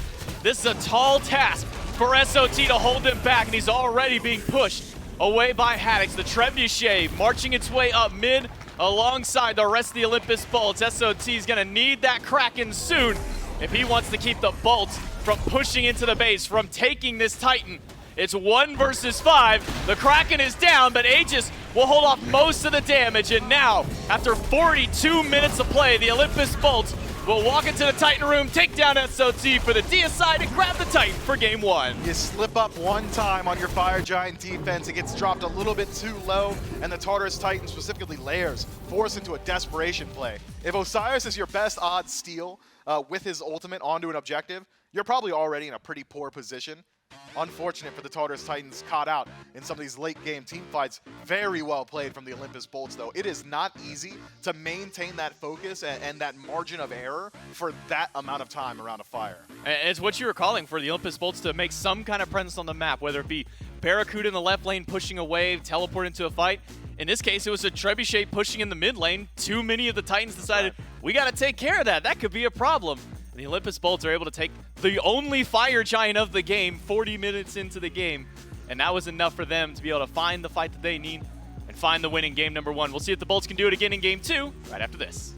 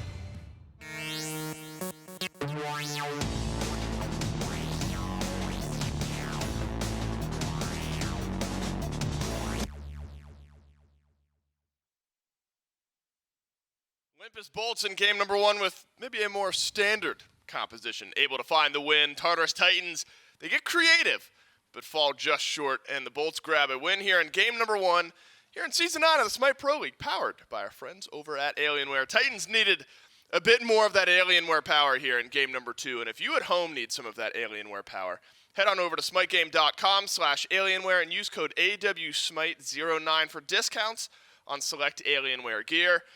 The laptops, the computers that all of our pros are playing on, you at home can get your hands on some as well. So thanks again to Alienware for powering us here in Season 9 of the SMITE Pro League and powering the Olympus Bolts in their win here in game number 1. And Trelly, we figured during picks and bans that this style of composition from the Bolts was consistent, the style of composition that the Titans in the past have liked to play, and the Titans just couldn't keep up. Yeah, I touched on it on the desk prior, and I said, this Bellona, this ADC Bellona, it's been tested and ranked. Myth highlighted that he's been beaten by it before, and that the style of build Cyclone went for was not the ADC Bellona that I know. The ADC Bellona I know is like Berserker Shield, Kin-Sai Stone Cut. You go full attack speed, shred mode. Cyclone just built like a solo laner. I mean, he just played solo lane on that side of the map. He got teleport. SOT also got teleport, so that's why you're going to see him die twice in the first 2 minutes, and then just get body blocked to hell here by Haddix. Just unlucky. He didn't have beats, and I said this going in as well. I was like, this Poseidon pick, once you get those beats down, could be an easy gank. If you never go them, you give 2 easy ganks early on. But the early game didn't really matter because they made it to late, and this was the portion of the game where it just seemed like it was anyone's opportunity. But if you're the Tartarus Titans and you win a fight, who's going to do fire? Right. They had no one to auto attack down fire. Layers built a little bit of like burn with the Mannequin's Mace, but besides that, it just seemed to me, even if the Titans won a fight, that they couldn't get anything out of it. Right, the next step for the Titans just wasn't quite there. I mean, it's always difficult, right, when you're fighting up against a 10,000 gold deficit 40 minutes into the game. So yes, the game stabilized, but you're still fighting up against what was a great early game from the Bolts. Ven really hit the mark on this Morrigan, 4-0-6 at the 41-minute mark. And you will get to see the build here. CycloneSpin going kind of standard tank build. Let's see his damage, though. And so you're really hoping that Layers with the Kin-Sais at the end was going to shred down the double Cthulhus. You were hoping that Sot with a hybrid build. I mean, really, Paul's the one who really needed to do the damage this game. But Ven, LASBRA, they had it in spades. Haddix, a support KDA. Yeah, Layers 12,000. I mean, Sot and Paul, they do 35 and 30,000 damage respectively, but simply too much health to burn through. The damage numbers are high because you've got 2 Cthulhus, you've got tanky targets that you're burning through. Just didn't quite work out for the Titans here in this game. And that's always the risk, right? I admire a team who's willing to get creative, flex things up, try new team compositions. But it doesn't always work out. Sometimes the standard is the standard for a reason. You're not always catching the enemy team off guard.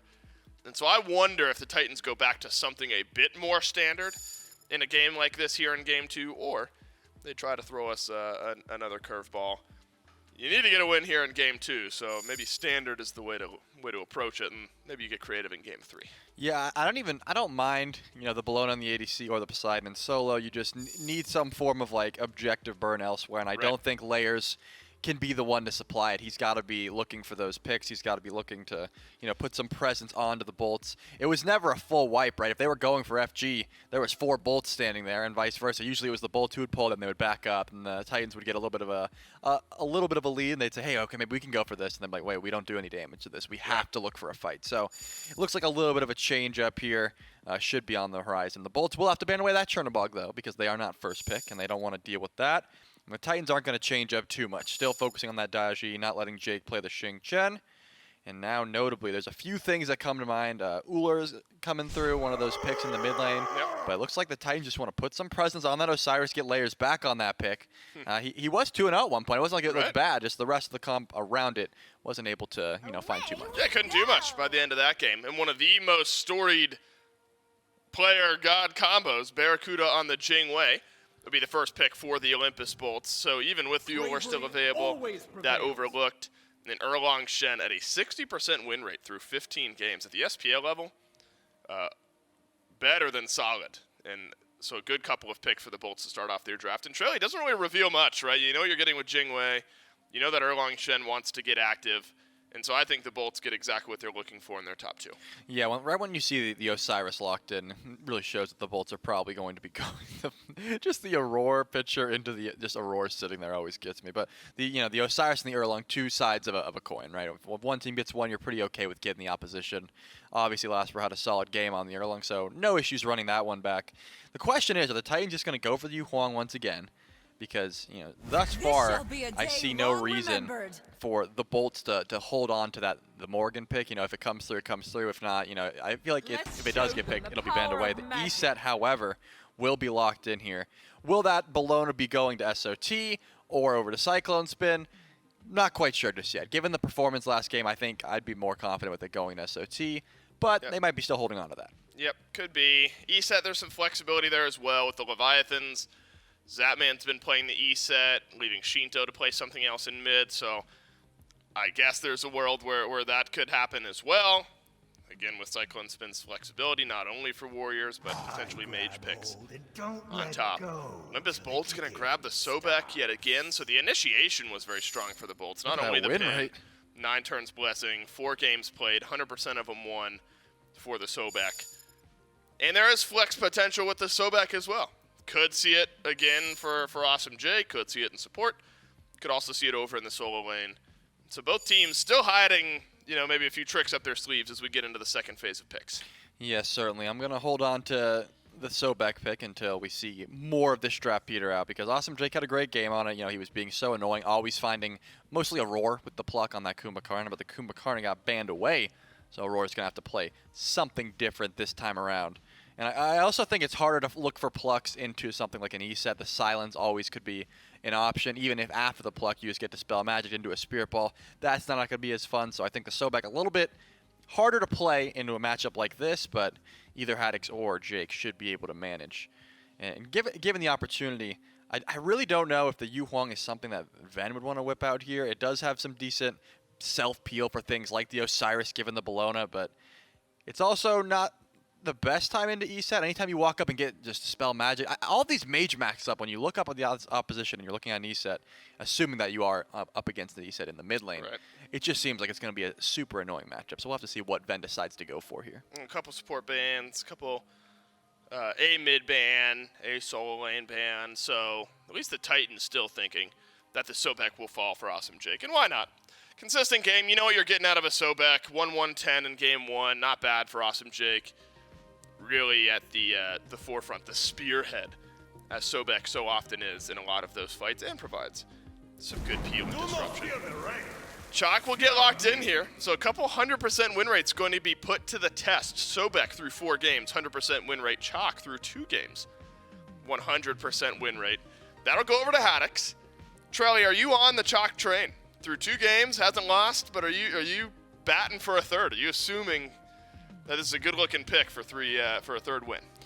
Yeah, it depends on the matchup, and given into this one, it's not terrible. You're going to hate the 100% anti-heal from Osiris, but besides that, if you can get to the Eset, the slows are going to be quite annoying. She's going to try and run away as best she can, but that AoE silence does so much damage if you itemize correctly, or if you are building into some hybrid damage. So, yeah, I don't hate the Chaac.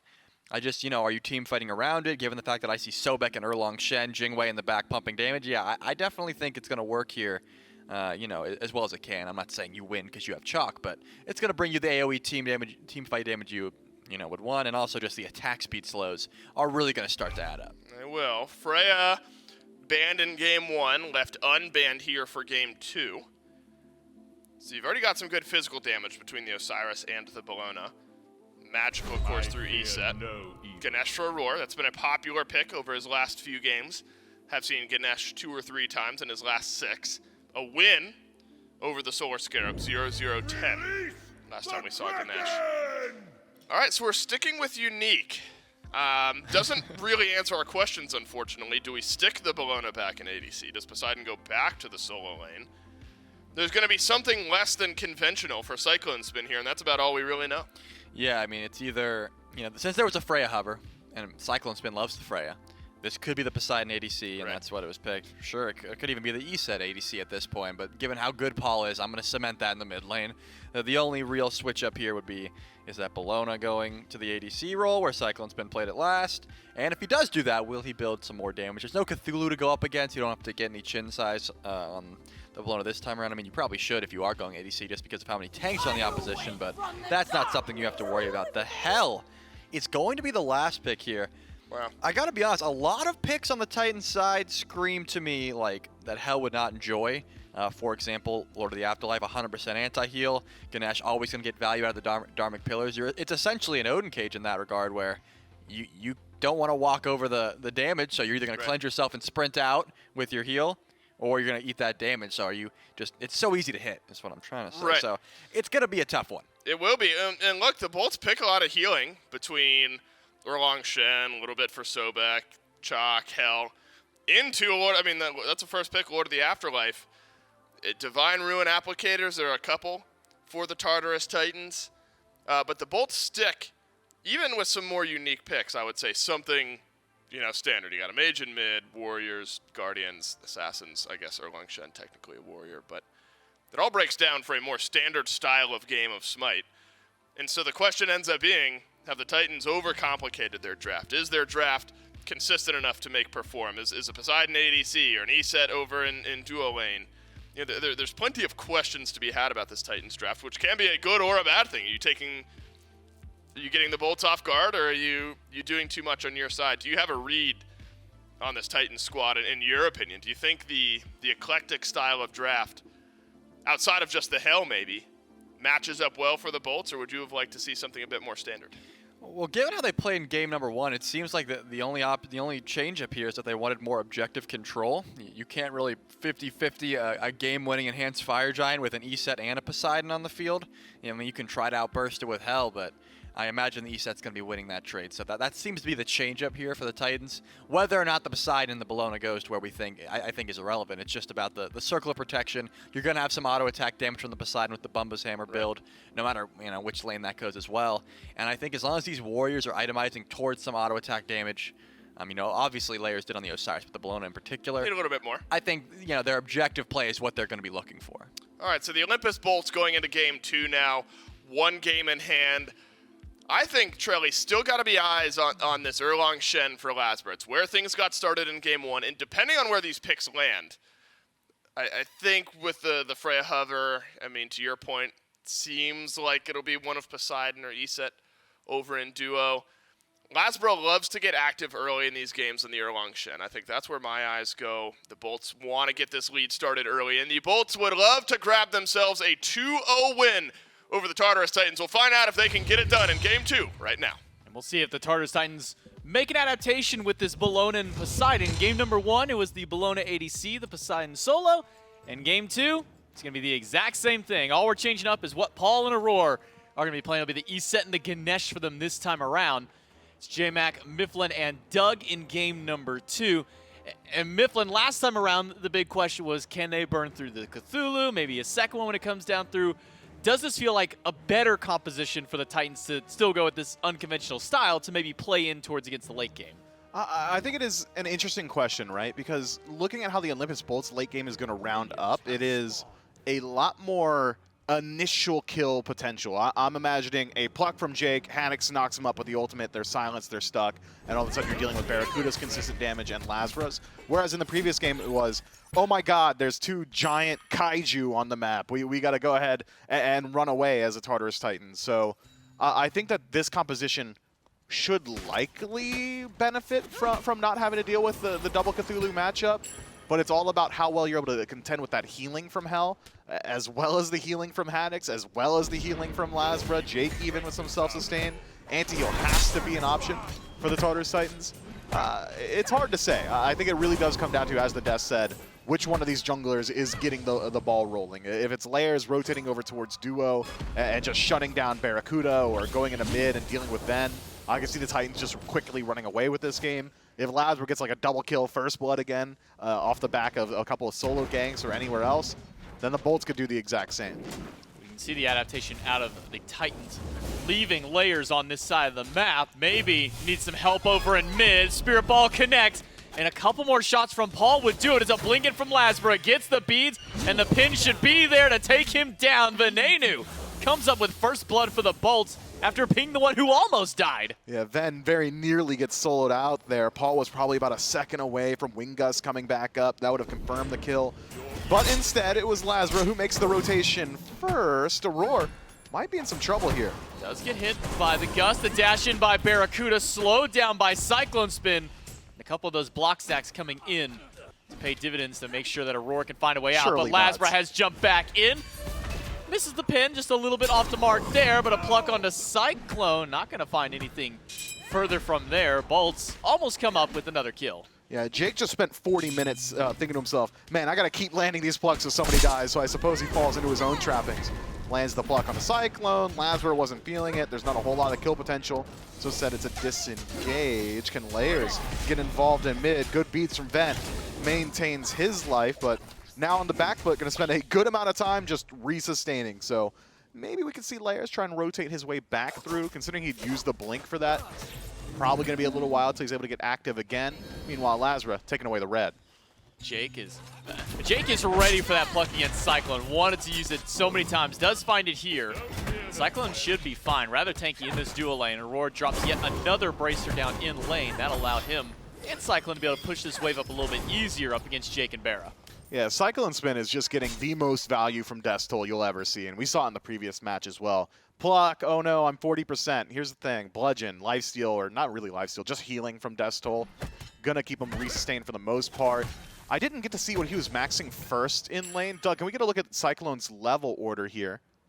No way, he's just holding on to the point. Okay, yeah, Scourge is going to be the max.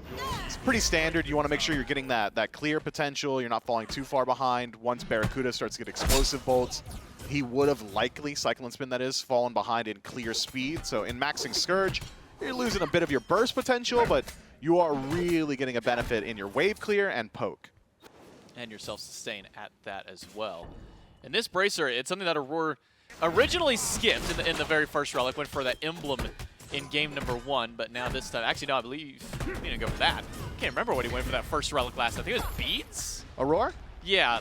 I'm pretty sure it was the... Was it the bracer first? I think it might have been, but this guy like switches his relics around. Like I was watching him and he like switched them like 3 times. Are you one to swap your relics? Like if you buy something first when you don't normally wouldn't, do you then swap it to the other slot and you get it second? So okay, well this is a you've asked me a question. You're opening the can of worms. I'm going to answer it. Okay, so like if I'm jungling, I'm doing I'm usually going blink first and then beads, and I'll keep them in that. But if I'm going like mid, I go beads and I keep those in the first slot. I don't swap them over to the other one. So your most used relic, the one that you need to have proactively ready at all times, should be in the closest slot. So for example, I've got my relics on E and R. And even though I'm jungling, getting blink first, I'm switching my blink to R because you only really use it the once and you get to line it up. You're kind of choosing when that happens. Whereas beads is your panic button, your ripcord, your eject. So I want that as close to my index finger as possible. So yeah, I switch, but only once and only in the jungle. Otherwise, beads always on primary relic slot. That's fair. I'm Q and F for my relics. You're an animal. That's crazy. It's not that far over. No, F what is you just said to me it's is right next psychotic. to D. Q right next to my W key. I've been like that for I think like 7 Why years now. not Q and E? I don't know. I never thought to use E. I've just kept it as F. Look, at least I've moved away from G, because I remember we had some of the pros in, they had their UIs up, and somebody was on G, and that's criminal. Yeah, I think that was Aurora. I think that was actually Aurora. Was it Aurora? Could have been. No, I think it was Gamma. Yeah, that makes sense. I think it was Gamma who had his on G. We'll get back into the fight here. Lord of the Afterlife for Layers, plus the stun on the tether. Ultimate from Laz will taunt in, but no further engage. A heal. Not going to find anything against LASBRA. Whirlpool over the wall, even as SOT has rotated over. But will not find that kill. Olympus Bolts the only one with the kill on the board. Yeah, Layers nearly souls him out. That was opportune timing from LASBRA, who just perfectly knows how long Lord of the Afterlife lasts, because that 9 turns blessing does actually heal him up, keep him resustained, and allows him to go through the jungle, clear out his speed, clear out that green as well. So heavy commitment from Layers into the 1v1 with that ultimate.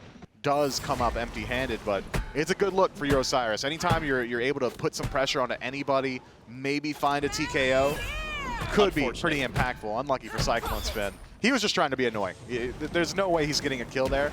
BaRRaCCuDDa has beads and ultimate. He just wanted to slow down that back, which I'm not even certain that would have been valuable had you even slowed down his back, because like Jing can fly, like literally. I don't know. Cyclone perhaps a bit frustrated.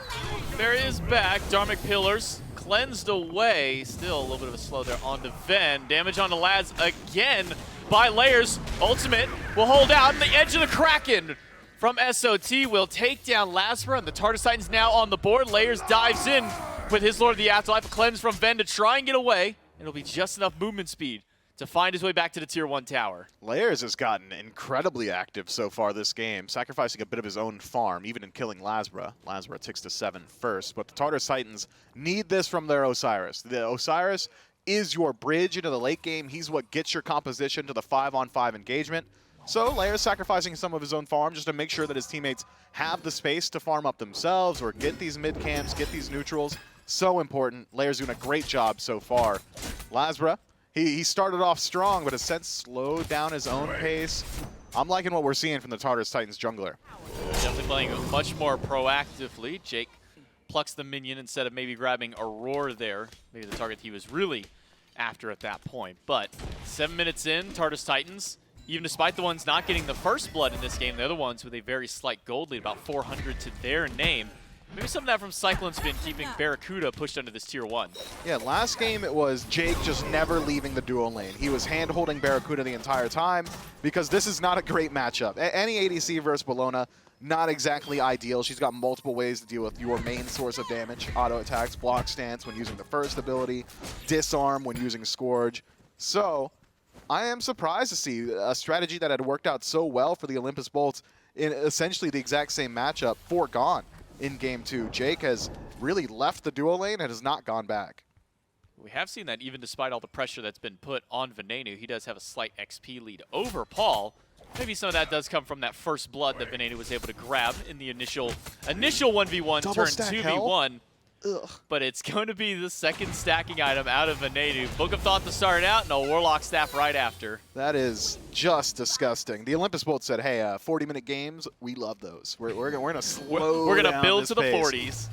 Book of Thoth Warlock Staff, maybe like a Book of the Dead afterward.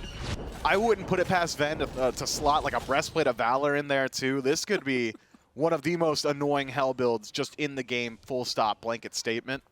So if the Tartarus Titans want to kill Ven, they're going to have to do it soon. Eventually, he is just going to be super hard to deal with. And one of the names of the game we were talking about earlier was anti-heal across the board to deal with the healing from Ven and the self-healing that comes from everybody else on the team, just about, even when you factor in the lifesteal that BaRRaCCuDDa has already slotted into. So far, we haven't seen any anti-heal. It's only Layers with that 100% in his ultimate. Gotta imagine that Paul's gonna need to build a Divine Ruin at some point into his build.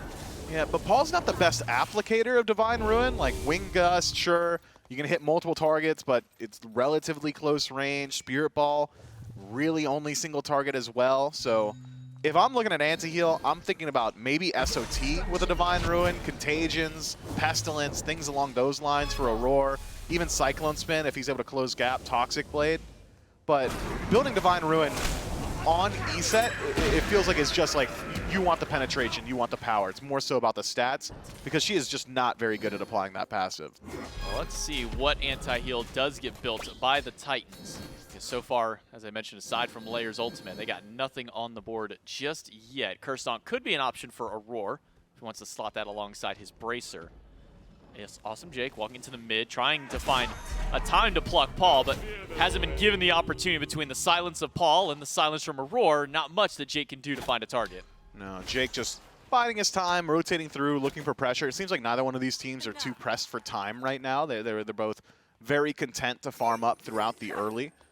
And the Tartarus Titans finding slight leads through that. You've got CycloneSpin, who's zoned out and controlled the neutral farm. Ven on the other side has been able to establish himself a slight lead, experience otherwise largely equalized, barring SOT in the soul lane, who should just pull ahead by nature of being Poseidon. We see it every single time these mid laners lock it in. Hey, we're super fast. We're just going to go clear like every camp and the wave, and there's really not much you can do about it. SOT embodying that style. I mean, he did it in game number 1, went down 2 kills immediately in the lane, and then ended up hitting level 20 by the 19-minute mark, faster than anybody else in the game. And by a considerable margin as well. So SAT no stranger to the power farm of it. A bit of a change up in the build. Going Breastplate of Valor second to go up against the double physical on his side of the map. Now going into a Void Stone, third item. He has also foregone the teleport, so instead has beads into the frenzy, so a bit more team fight presence for the Tartarus Titans. Should have an easier time securing some of their own kills. A struggle that both the Bolts and Titans had in the previous match. Additional power just works out very well. I had a conversation originally with Neilmaz. There's some posturing around the Pyromancer, reset by both teams. He had said to me, man, I don't really like Ankh all that much. I feel like anytime I'm applying anti-heal, it would have been just probably better to have more power and to just straight up kill that guy instead of mitigating what he's trying to do when we want to play our own game. And it's also a more versatile relic in that you can just bracer or belt around an objective and you're still finding value, whereas Ankh is just the anti-heal, it's just the team fight. So SOT going to go for the belt himself, and I can't really argue against it. Well, Trebuchet won't get very far in the duo lane with at least its minions being cleared out. Cyclone has kept BaRRaCCuDDa at that tower line, even despite the fact that BaRRa has an objective on his side to continue pushing. Another group up in this mid lane. Pyromancer is available, but neither team has gone for the pull just yet. Aurora zoning up in front to make sure that Jake or Ven doesn't find their way to these mid-Harpy camps. And, well, the Trebuchet gets left alone for just a brief moment, and CycloneSpin will be able to clear that one out. Actually did put the remainder of his points after Scourge into that bludgeon. So his damage output is there. He's got a good deal of burst potential now. I am surprised that the Tartarus Titans haven't been trying to just run down objectives between Dharmic Pillars and Circle Protection. This is just a very good objective composition from those two pieces alone. That's not even talking about the auto attack burn potential of Layers or even CycloneSpin in some of these team fights. If you're taking the Pyro SOT on this Poseidon with Trident, one of the better burn gods in the game as well. So you'd think the Tartarus Titans would love to just try and get a lead through the objective, but so far haven't really even looked towards Pyro, haven't even looked towards the Gold Fury, and instead it's the Olympus Bolts in first. Haddix rotating over and playing as the frontline zone. The Olympus Bolts will be able to grab this Pyromancer with zero contest. SOT doesn't rotate over, Aror doesn't walk into the jungle, and now with our first kind of significant-ish lead, 800 gold. Emphasis on ish. Ish. A big emphasis on ish. Yeah, that is not massive, but certainly not nothing. And the Olympus Bolts have got that not nothing in spades for themselves. More important, I think, to remove Pyromancer from the map so that you can start thinking about the Gold Fury. Because the Olympus Bolts are probably having the exact same thought process I was, which is, man, I really hope Paul doesn't walk up to an objective and drop Circle Protection. Because there's really not a whole lot of fight-in potential or steal potential from this Bolts draft. Hell doesn't have like that long-range burst damage. You don't really have the greatest way to contend with those cooldowns. Even the Dharmic Pillars are really good at controlling space against the majority of the composition from the Olympus Bolts. So good on them to take away something from the Tartarus Titans and get that not nothing for themselves.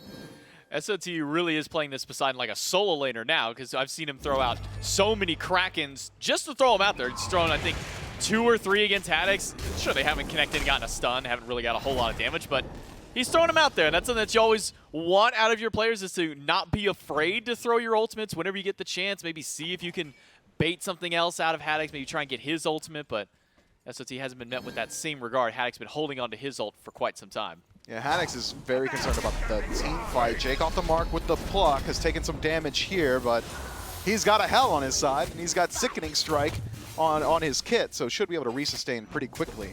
Small skirmish over the mid camps will go to the Tartarus Titans, and I'm thinking that's just going to be the case for a little while as Ven continues to stack up his Warlock staff, waiting on some of those power spikes. Paul has gone for a bit of a faster build, Soul Gem in second slot. Good deal of burst, a little bit of lifesteal, some power. Doesn't have to worry about stacking it up nearly as much. So, if you wanted to go towards an objective, now could be the time for the Tartarus Titans. Would be opportune. I believe the vision control on the Fury was for the Olympus Bolts moments ago. Now those Oracle Harpies about to respawn. LASBRA will take the Eagles rally, and that's it. I thought maybe there would be anything more beyond that, but no, with BaRRaCCuDDa standing by, it seems that Cyclone was fine just throwing the ultimate, but That's a big ult to use on one person. Yeah, he really, really wanted that chalice, okay? When the game is this close, legitimately, like, I want to see ults on Totems of Coup. I want to see Eagle rallies on these chalices. If those are the only way you can separate yourself, close up gaps, or establish them, yeah, commit. There's no team fights. We're 16 minutes in, and we've seen maybe one actual skirmish so far. So get crazy with your ultimates. Play for yourself. Try and get these leads on the map. Do whatever you can to get a trebuchet rolling. Anything to get this game started. Well, the trebuchet will roll for the Olympus Bolts one more time, and it'll be once more in BaRRaCCuDDa's lane, who has still been pushed this Tier 1 tower. He hasn't really gotten to walk beyond this line, this imaginary line. I can't even call it the midway point. It's kind of like the 3/4 in his lane. He'll be stuck at that Tier 1 tower while Cyclone and Aror continue to push up inside their jungle. BaRRaCCuDDa will likely lose out on this purple buff unless Jake can find a steal of his own up against it. Does not. Silence is good, but Tailwhip finds one. Layers gets a kill on Haddix on the right side of the map, but nothing more to be had on the left side at the least. Yeah, so purple buff secured for the Olympus Bolts, and the Layers secures the 3rd kill of the game on the right-hand side. Haddix 30 seconds in grayscale. Actually doesn't even use any of his relics. Blink still maintained teleport as well. CycloneSpin pretty far up. A bit of trouble here. It's a chase from the Olympus Bolts. That should be it. Auror's got ultimate, holding on to it. Doesn't really feel like he's under much pressure here. Jake should have had the dash available, but you really don't want to go into the tower. Fire Giant by the Titans. It's only SOT and Layers. LASBRA is here. Hey, what are you guys up to? And that'll be the end of the Fire Giant. Some decent damage, but SOT and Layers are eating a lot of poke from the fire just by themselves. No real sustain built for themselves. And that'll be a disengage there. And now the Olympus Bolts can at least tease the Gold Fury for a moment to see if any of the Titans walk forward. And Paul was going to walk forward. Looked like Jacob would have tried to pluck him out, but Paul takes the slow approach, and the Olympus Bolts do not stick to the objective. Auror, though, he's going to get plucked in. Thrown right back in, dashes out, but not far enough. BaRRaCCuDDa with one. Kraken does hit BaRRaCCuDDa before he gets to the sky.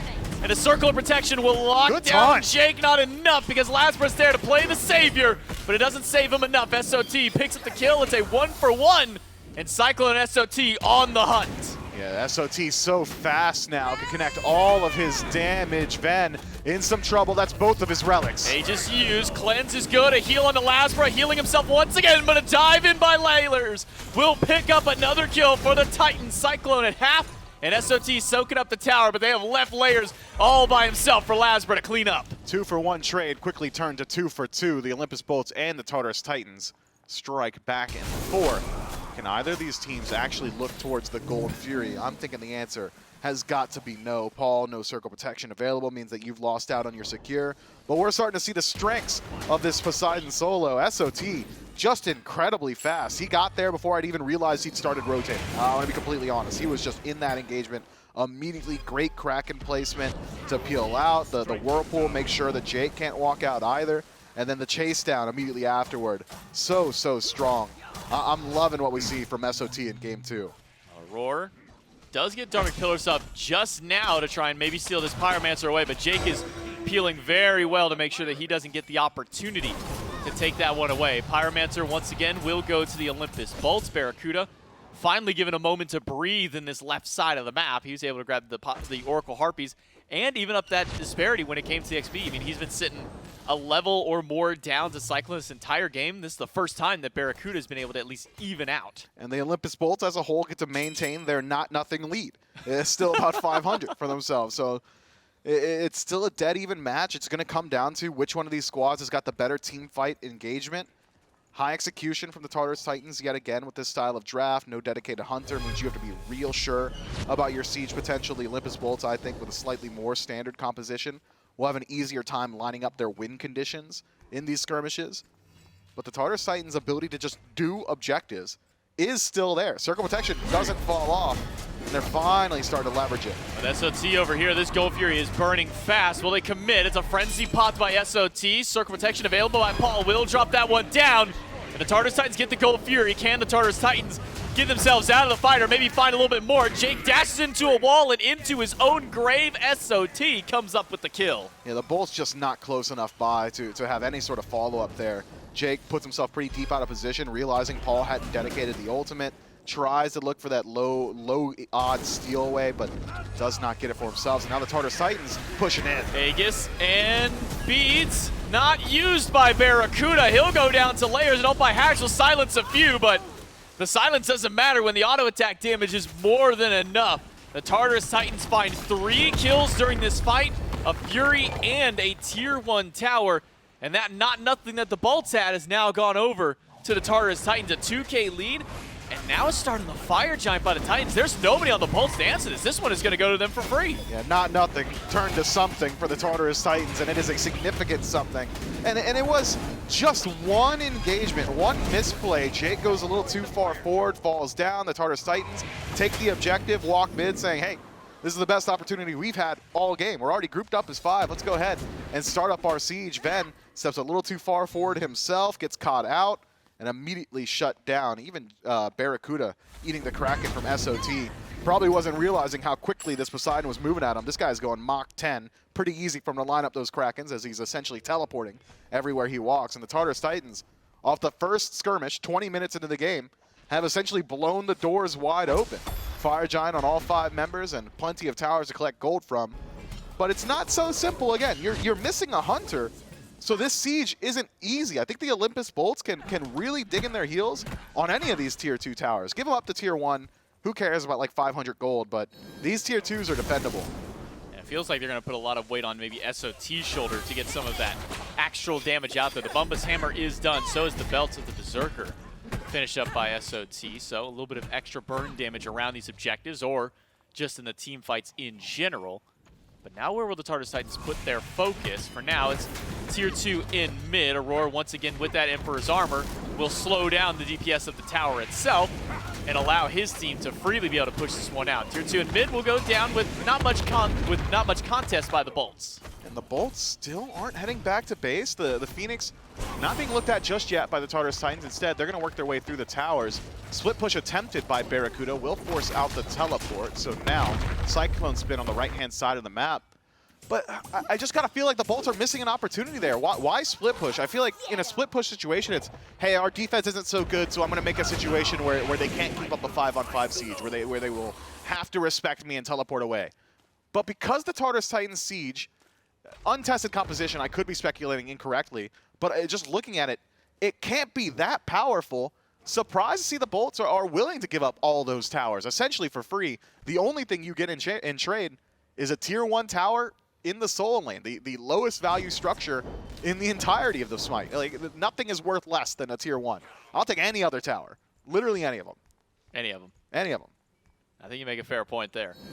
Looking at the composition of the Tartarus Titans, I mean, you talk about the siege potential. Sure, their damage against structures is definitely going to be on the lower end. So it feels like the Tartarus Titans would more so want to bait the Olympus Bolts out of these structures, get them out of their Phoenix lines, out of these tier 2 towers, which doesn't seem like the Bolts even want to defend any of the towers at this point. They're just going to let every single one of them fall to the wayside. So the Tartarus Titans are able to build up some lead for themselves. Jake, well, put himself all the way to the left side of the map, but they know that Jake is over there, they being the Tartarus Titans, and they can start up their defense on the right-hand side. Their offense, Whirlpool will go down. It'll hit Haddix, a pin just off the mark by LASBRA.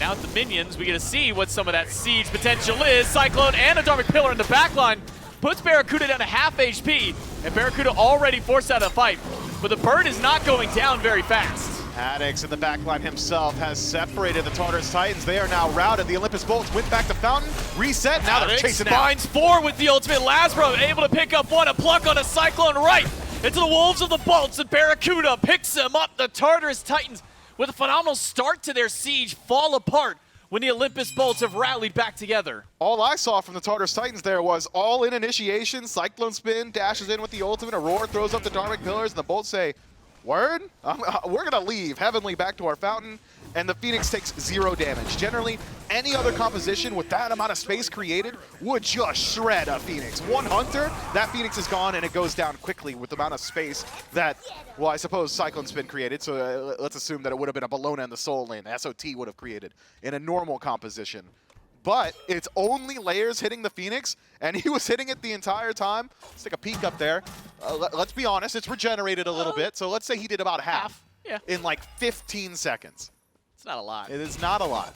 The Olympus Bolts defense isn't like the strongest. This is not a composition like, yeah, we're really good in these situations. It's not as if you've got like a Merlin in mid, but the siege potential of the Tartarus Titans is completely contingent off the initial fight. It is, we got to get our pick. Whoever CycloneSpin is landing on needs to die, then we take the structure.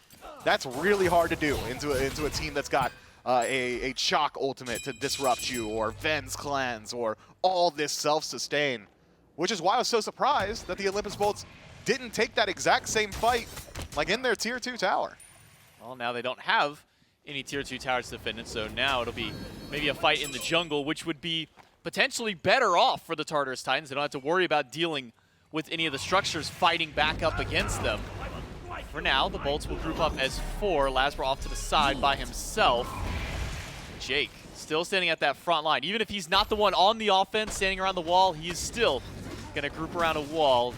The Fire Giant started up by the Titans. The Bolts a little hesitant to go in, but with a circle of protection, that's a guaranteed one for the Tartarus Titans. But can they find a fight after? Haddix finds 3 and gets some good damage, but all the damage is from the Tartarus Titans on the backside. Kraken off the mark, but Dark Pillars to lock in BaRRaCCuDDa and Venenu. Venenu gets the alternate timeline, and that might just barely be enough to get him back out of there. Good pluck by Jake, but a better flail by Layers to pick up the kill and make it a double. Yeah, the Bolts just wait way too long to initiate there. If the Fire Giant drops low, circle protection is not losing out. SOT on the chase. I think he can just keep on to LASBRA, don't allow him to back, and have the Tartarus Titans continue their siege. This is what the Titans had wanted. It was Pix, then Phoenix. Beforehand, they had tried to do so in the Phoenix. This time, they get it all done in neutral territory. Even BaRRaCCuDDa can't go back to base. It's just Haddix to defend against 3. BaRRaCCuDDa's locked away by CycloneSpin. And on the other side, it's LASBRA and SOT, Stick who around, will not bud. allow them to go through. Can Haddix win the 3v1 in the Titan room? Haddix is very tanky. He's got some good damage. Circle protection is not up by Paul, and that's what they need to close out the kill. But now that it is dropped, the Tartarus Titans should be able to close this one out and take us to game 3. Impressive play from the Tartarus Titans around that Fire Giant. Unfortunate circumstances for the Olympus Bolts makes that team fight so one-sided. Haddix blinks in after the Fire Giant had already been secured, or at the exact same time, rather. Circle protection drops him to 50%. From there, you don't have the space creation tool from your Soul Laner because he's on the retreat fully. The Olympus Bolts, I suppose, just a little bit too slow to get into the Fire Giant pit itself. And the Tartarus Titans, who we had been saying have a great objective secure and burn composition, use it maybe twice that entire game, but once around the Fire Giant's all you really need. And it's maybe even that point, because you're talking about the low siege that came from them. Well, if they don't have to fight around the Phoenix, they don't need to team fight, and they can just win in the jungle, full more props to them. The Tartarus Titans are able to take that composition and win the one Fire Giant dance that they actually needed to take down the Olympus Bolts, and now push themselves to a game number 3. And this is one of the sets that's been predicted to be a potential set of the week, and so far it's looking to be so. We'll take it to game 3 right after this break.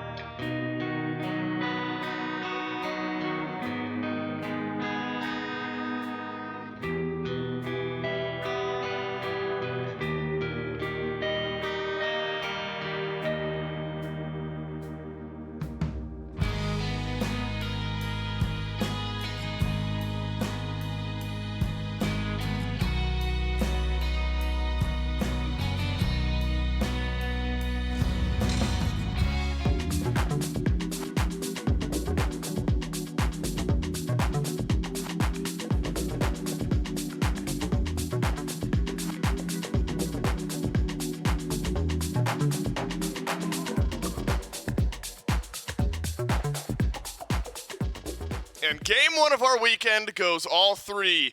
And I think that this is a bit of a precursor to what we can expect in a lot of the sets here this weekend. You look at our schedule, I see a lot of potential 3-game sets. This was the first one, and it does go all 3 as the Titans able to run back a similar style of composition here in game 2.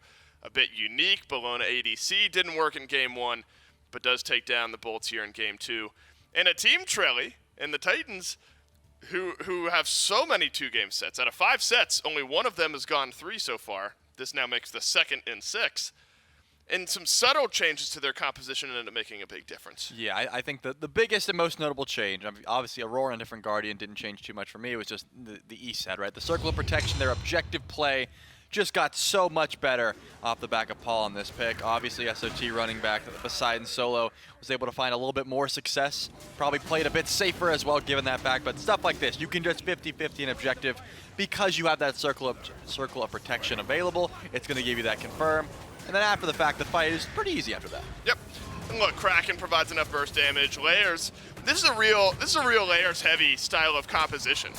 When CycloneSpin's not going to build Bellona ADC and Layers is going to build that auto attack shred down style of build, you are putting a lot of weight on Layers. And in game 2, able to step up, Layers and Sot did it all. 9 kills for the Titans.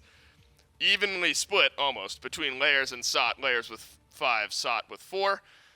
Sot dealing the hefty amount of damage in this game, and Layers with 14k, able to whittle down the target. CycloneSpin able to do so as well. Just didn't see much out of Ven, didn't see much out of LASBRA this game. In fact, both of them dealing less damage than Awesome Jake did this game.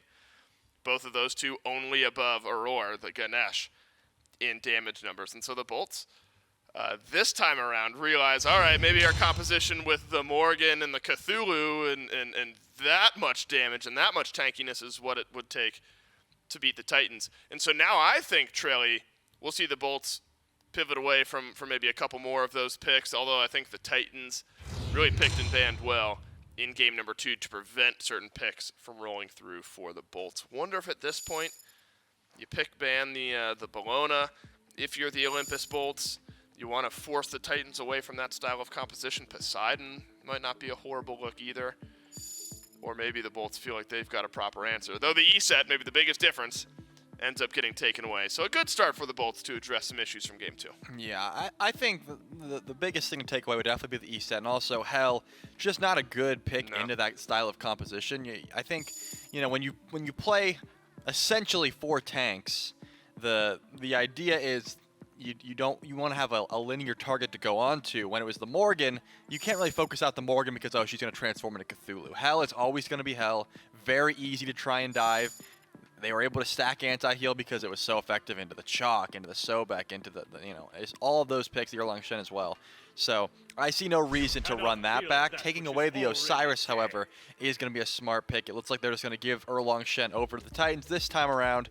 Whether it's Haddix or LASBRA, I think, going to be a good look and put Layers onto something else. Yep, Osiris had been important regardless win or loss for the Titans in game 1 as well as in game 2. And again, some flexibility, as you mentioned there, Trelly, so not revealing too much are the Olympus Bolts. I'd love to see, Ven, not prioritized, but facilitated maybe in this draft. Been a quiet set from BaRRaCCuDDa as well. Did some good damage in game 1, but wasn't the guy to get it done. The guy. And the Titans with a good answer here, with the Morrigan still available. And Cthulhu still available. And Osiris could have gone to LASBRA, could have seen a Morrigan Cthulhu style of lock for the Bolts, but the Titans want a bit of that for themselves. And so the opportunities abound here, Trelly, with a Morrigan on your team. Makes the Bolts think twice about a couple of their picks and gives the Titans good opportunities. Yeah, the Bolts are in a position where they could grab that Cthulhu for themselves, give LASBRA that Osiris, grab the Cthulhu here, which would mean you don't have to face 2 of them. You're still giving the Morrigan that transformation. Paul still has access to that ult no matter which team you're on. But, it could be some benefit there to say we don't have to face 2 of them at a time. But I don't think that's going to be the biggest Well, that would concern. mean that you're assuming Bellona's going. You're assuming the Titans might pick Cthulhu, right? Well, Is I'm that just what you're saying it could be an option, yeah. Or would I? Because I don't want them to get a Cthulhu. And right now they have 0 Cthulhus on their team. That is true. There's 0 Cthulhu's on either And as team. long as I don't pick Cthulhu, they don't get one.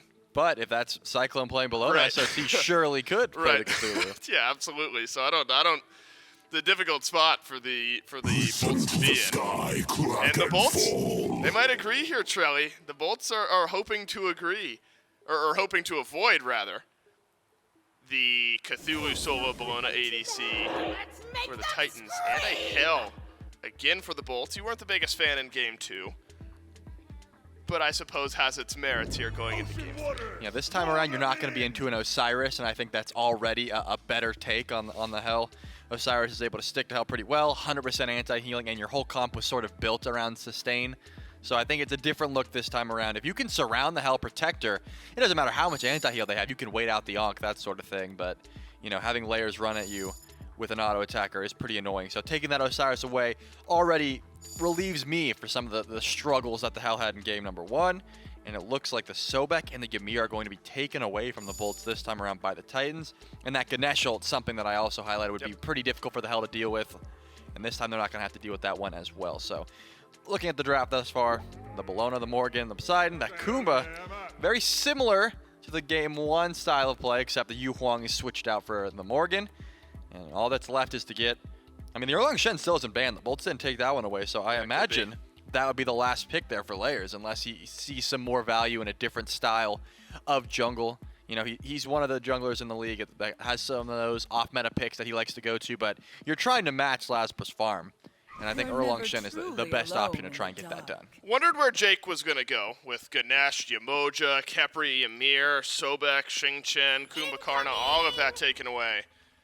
And I was going to say Nox, not because I'm smart, because that's the only other pick Jake has gone to recently, though there was a Terra game or two in there as well. I think you're smart. I am smart, but not in this individual instance. I was not going to be the reason I guess that's just because I've got data in front of me. Okay, gotcha. And then Jing Wei ends up being the final pick, so nothing to write home about as far as ADC goes. BaRRaCCuDDa wants to sit in lane, farm up, hang out a bit later on into the game. Hell plus Nox may be one of the more annoying duos just in Smite in general, and the Bolts got them both. Man, Ven's got quite the game ahead of him. You're going to be getting run down by a Vamana, by a Bellona, by a Bumba's Hammer Poseidon. No, that's annoying. And then I can assume Another one of those. Another Vamana, maybe? That could Or be. Cthulhu, or it doesn't get easier. Double Kraken. Yeah, it does not get easier for Ven. He's going to have to be protected. And, you know, I imagine some tank stats in his future. Like the full damage Hell build, I don't think is going to have too much. Is going to be able to get away here, right? You're up against essentially 4 tanks again. And it doesn't seem like it's going to be too easy. However, if you're ahead, Hell can just kill them, right? It just depends on, you know, are you able to stay ahead? Paul almost soloed Ven in for first blood that time around, but LASBRA was able to come in. Ven gets first blood, even with that extra gold. Still wasn't able to survive in the late game, and I think the Titans have a very similar style of composition here. It's get to the Hell and just simply run them down. Worked in game 2, didn't it? And so if you're the Bolts, it's about adapting. You get Nox for a bit of extra safety, secure. The ultimate helps mitigate some of the damage that could be rolling towards Ven. Really, you're hoping that this front line and the initiation for the Bolts can carry a lot of weight here. You hope the Cthulhu can find the impact. Maybe if you're the Bolts, you're hoping that it doesn't end up being Cthulhu for the Titans as well. I just like the variety of draft that the Titans bring forward. The Morrigan, when you're able to talk about multiple potential options for transformations, that's always a great situation to be in. Could see a world with a couple Krakens, could see double Bellonas, double Vamanas, double Cthulhus. Feels like as long as Paul is flexible in the scenarios, Trelly, we could see a couple different options for Morrigan this game. Yeah, I mean, for survivability, I think, yeah, there's just so many options. You're right. I'm just looking at it and just thinking all the ways that I would try and use the Morrigan here. More often than not, probably just wanting to transform into, you know, the Vamana to try and kill Ven. Yep. Or the Cthulhu if you just want some AoE damage in a team fight. You're up against an Osiris, though, so there is a fair bit of anti-heal up against that Vamana. 2 Colossal Furies. I mean, if you're really timing well and you group up, you could Lord of the Afterlife, both of them. So there's some interesting plays to be made. Titans shouldn't lose a 50-50 objective this game either. Double Kraken, also a possibility. Game number 3 between the Bolts and the Titans starts right now. And even jumping into a Game 3, the Tartarus Titans still continue to keep things interesting. As far as their composition is concerned, the Bolts have a lot to fight back into, a very tanky squad that the Tartarus Titans have built for themselves. And third game, third time, and once again, CycloneSpin and SOT will be taking the same gods back over into their lanes. The Olympus Bolts, at least a little bit of a change, Mifflin, now taking this Osiris out of Layers' hands and putting it on LASBRA. I must have missed some Hunter nerfs, man. I don't know what's going on. CycloneSpin refuses. I think I only saw Freya. She took like 5 base damage. Look, Hunter players and Smite professionals are like the most bipolar people on the planet, okay? It's either this role's broken and it's the best in the game and we need 3 Hunters in our compositions every single time, or we don't want them. They're not very good. And right now the Tartarus Titans are in the they're not very good phase of their lives. So CycloneSpin back to Bellona. I do like Layers on this Vamana pick. It's one that had served him very well during his stint in the Smite console league. He had gone towards this once or twice. Has a whole lot of early game presence. Some decent targets to chase down as well, namely this Hell. Really doesn't have any way to peel for herself up against a Colossal Fury Vamana. I think even BaRRaCCuDDa to a certain extent could struggle. Vamana very good at closing the gap post airstrike just by using that dash. Well, pressure at least for the Tartarus Titans in the duo, and that's kind of been their MO for all 3 of these games, has been to make sure that BaRRaCCuDDa and Jake don't have the best time. I actually had to look at the board to see who that totem went to. It was so close. That one does go over to the Tartarus Titans. SOT going for beads again, not going to fall for the trap of game number 1 that he'd fallen into, which was, I don't pick up beads, and then I just died the first 2 times in 2 waves.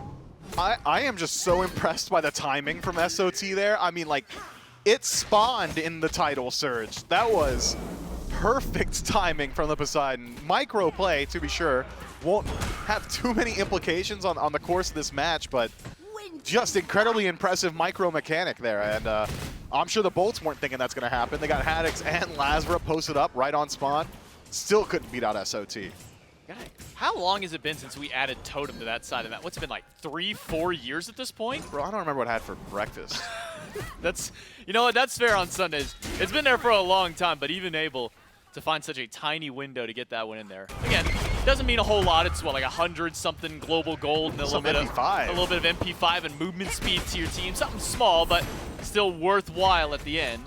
CycloneSpin will miss the second swing of that bludgeon onto BaRRaCCuDDa, which, again, Bear and Jake have now had to sit at this tower, and it's now the 3rd time that BaRRaCCuDDa has got to face up against the Bellona ADC.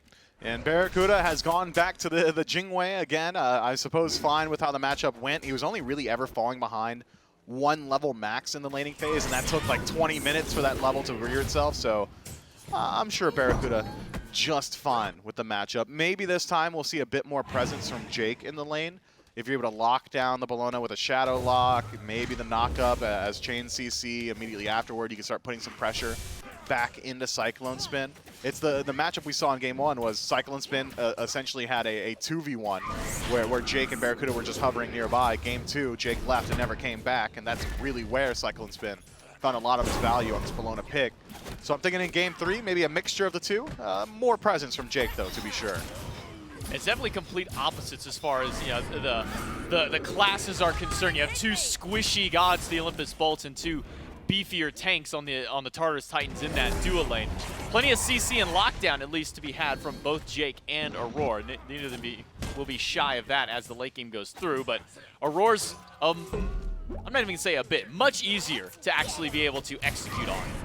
Yeah, Aror just walks up and has a giant circle around his feet, whereas Shadow Lock is single target, and really only used at max range, especially early on. This Nox not having the tank stats for herself. So I am keeping my eyes on Jake. It's a pick that has suited him very well in the SPL. He is one of the first ones to go towards this Nox support. One of the only supports in the league to continually go towards it. Seems as if it's not like a plan B or a plan C. This is plan A for awesome Jake 408. And he's got some decent matchups. If you can lock down Paul before he goes into Changeling, that really does hamper the Morrigan. Layers, a long channel dash, you could stop that just by merely grazing him with your silence. So I think this Nox has got some success ahead of her. Layers will chase down LASBRA. LASBRA should be fine. He's got Haddix with him. An Eagles rally on the left side of the map, a bludgeon slam onto BaRRaCCuDDa, and then a Scourge is just enough for the final hit of damage. CycloneSpin comes up with first blood in the Tier 1 tower. Yeah, CycloneSpin has been biding his time and refining the Bellona ADC for the entirety of this set, and finally hits pay dirt. It was an early back to base from CycloneSpin to get the tower shield. Then he teleports back to the lane and utilizes that additional power to give him that slight edge in the fight. So great presence from CycloneSpin, and BaRRaCCuDDa being forced to head back to base in a body bag and not being able to finish up his Devourer's Gauntlets just yet is massive. You need those stacks as quickly as possible. BaRRaCCuDDa has been severely slowed down. Maybe his one benefactor is that he is a Jing Wei, so it's not as costly for him to go back to those bases anytime that he needs to. In the solo lane, we're seeing same thing, the Warlock staff out of SOT, been running that each of the games he's been going. Haddix going back to the Genji's guard early on for the defense. So let's see how these solo laners can impact the games, because in game number 1, we didn't see a whole lot of Haddix or SOT until about the mid portion of the game, that 15-20 minutes. Haddix able to rotate over on this Cthulhu and become a menace. Last game, SOT got very active very early on. Yeah, SOT is simply faster. I mean, that's the full extent of the analysis. He can just walk to these fights with ease. That title meter going to put in a good deal of value, and that's indicative of the entire pace of this game. If you're willing to crack into Totemaku, you got to be thinking that SOT is thinking to himself, just probably not a whole lot of fights going to be happening. Probably not.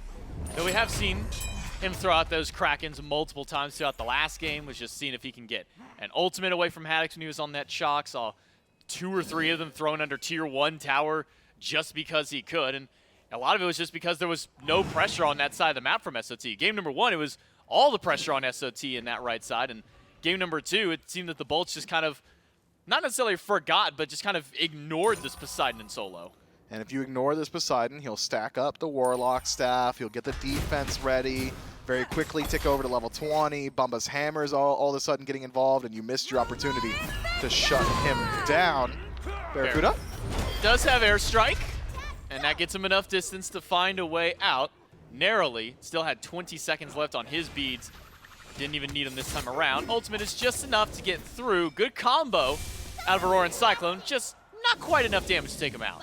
Well, maybe you can circle back and try again a little bit later. That may have been your only opportunity, considering the beads are coming up in about 2 seconds for BaRRaCCuDDa, so is forced back to base, is forced to use those ultimate, but still has a line of defense available to him. CycloneSpin, no stranger to this situation, has been stealing this purple buff the entire set, continues to do so, but with the rotation from the Bolts, maybe you can take him down. 3 versus 2, Cyclone still batting away, use the bludgeon, now the 4th showing up with Venenu. That should be a kill on the CycloneSpin. It'll go to LASBRA, and Aror will see himself out the other side of the fight, make his way back towards mid, and gives up first blood for the Olympus Bolts at least to get their kill of the game. And BaRRaCCuDDa can close up a bit of the gap that was immediately established, clear out the way, push in the tower. Teleport's available for Cyclone, so he should be there to get the majority of that experience, but being able to clear out some of those mid camps, those side camps rather, pretty nice for BaRRaCCuDDa, who is just gasping for air in this lane, it feels like. CycloneSpin has been so aggressive. Anything this Jing Wei can get insofar as neutral farm, so important for the Olympus Bolts. Even despite Cyclone going down in that last fight, he still has a slight XP lead over BaRRaCCuDDa, been sitting on that level 8, where Barra just now ticked over to 8 with that last minion wave. So even despite all this, all those buff steals and times that Barra has been forced back to base against his own will more often than not, Tartarus Titans have been able to maintain a lead in that duo lane. But a mid for the Olympus Bolts, or a lead for the mid of the Olympus Bolts. A mid is there. Ven plays for this team. A mid lead for the Bolts. Thank you. There we go. I appreciate that. And it's 1 level, and that's all I really wanted to say, but I stuttered twice, so I had to say it like a lot. Oh, we got there eventually. Yeah, it's been a lot of It's about the journey, or it's about the destination in this case, not the journey. Well then, no, I need it to be about the journey. No, we got to the destination.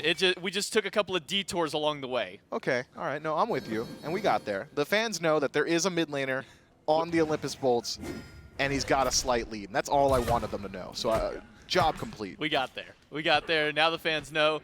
And Venenu not going for the double stack this time. Game 2, it was the Book of Thoth into Warlock staff. Now it's Book of Thoth into another book. I don't know if that's going to be Poly. We've been seeing Poly become popular. I sure hope Probably not. not on Hell. Most often with Kumbhakarna and Eset, we've been seeing it. We'll see if Ven goes there. Ven can be weird sometimes. Soul Reaver? This could be the Soul Reaver. Could even be a very early Book of the Dead. We don't Could know. be. We don't know with Venenu. We've been seeing a lot of triple books actually coming out recently. Yeah, the library build pretty popular right now. If you're worried about your ability to finish off kills, Soul Reaver is where you're going. If you're worried about your ability to survive, you're probably talking about Book of the Dead. We'll get a good look at it. If it is Book of the Dead, generally you're going for Breastplate of Valor in that second slot, which leads me to believe that it will be a Soul Reaver for Venenu. We'll keep our eyes on it, see how he elects to build out. So far, Ven hasn't really felt too much pressure in his lane, so maybe I am slightly leaning towards Soul Reaver. Well, Jake picking up a fully maxed out relic of his own. Ankh now finished up, and this is something that we see almost all the time, exclusively when Vamanas are in the game. It feels that getting that cursed Ankh as early as possible seems to be the name of the game to answer to all the healing he has in that Colossal Fury, and with that Blighted Ankh, gonna remove a bit of that healing and then give a little bit of that healing that you did take away over to the rest of your team.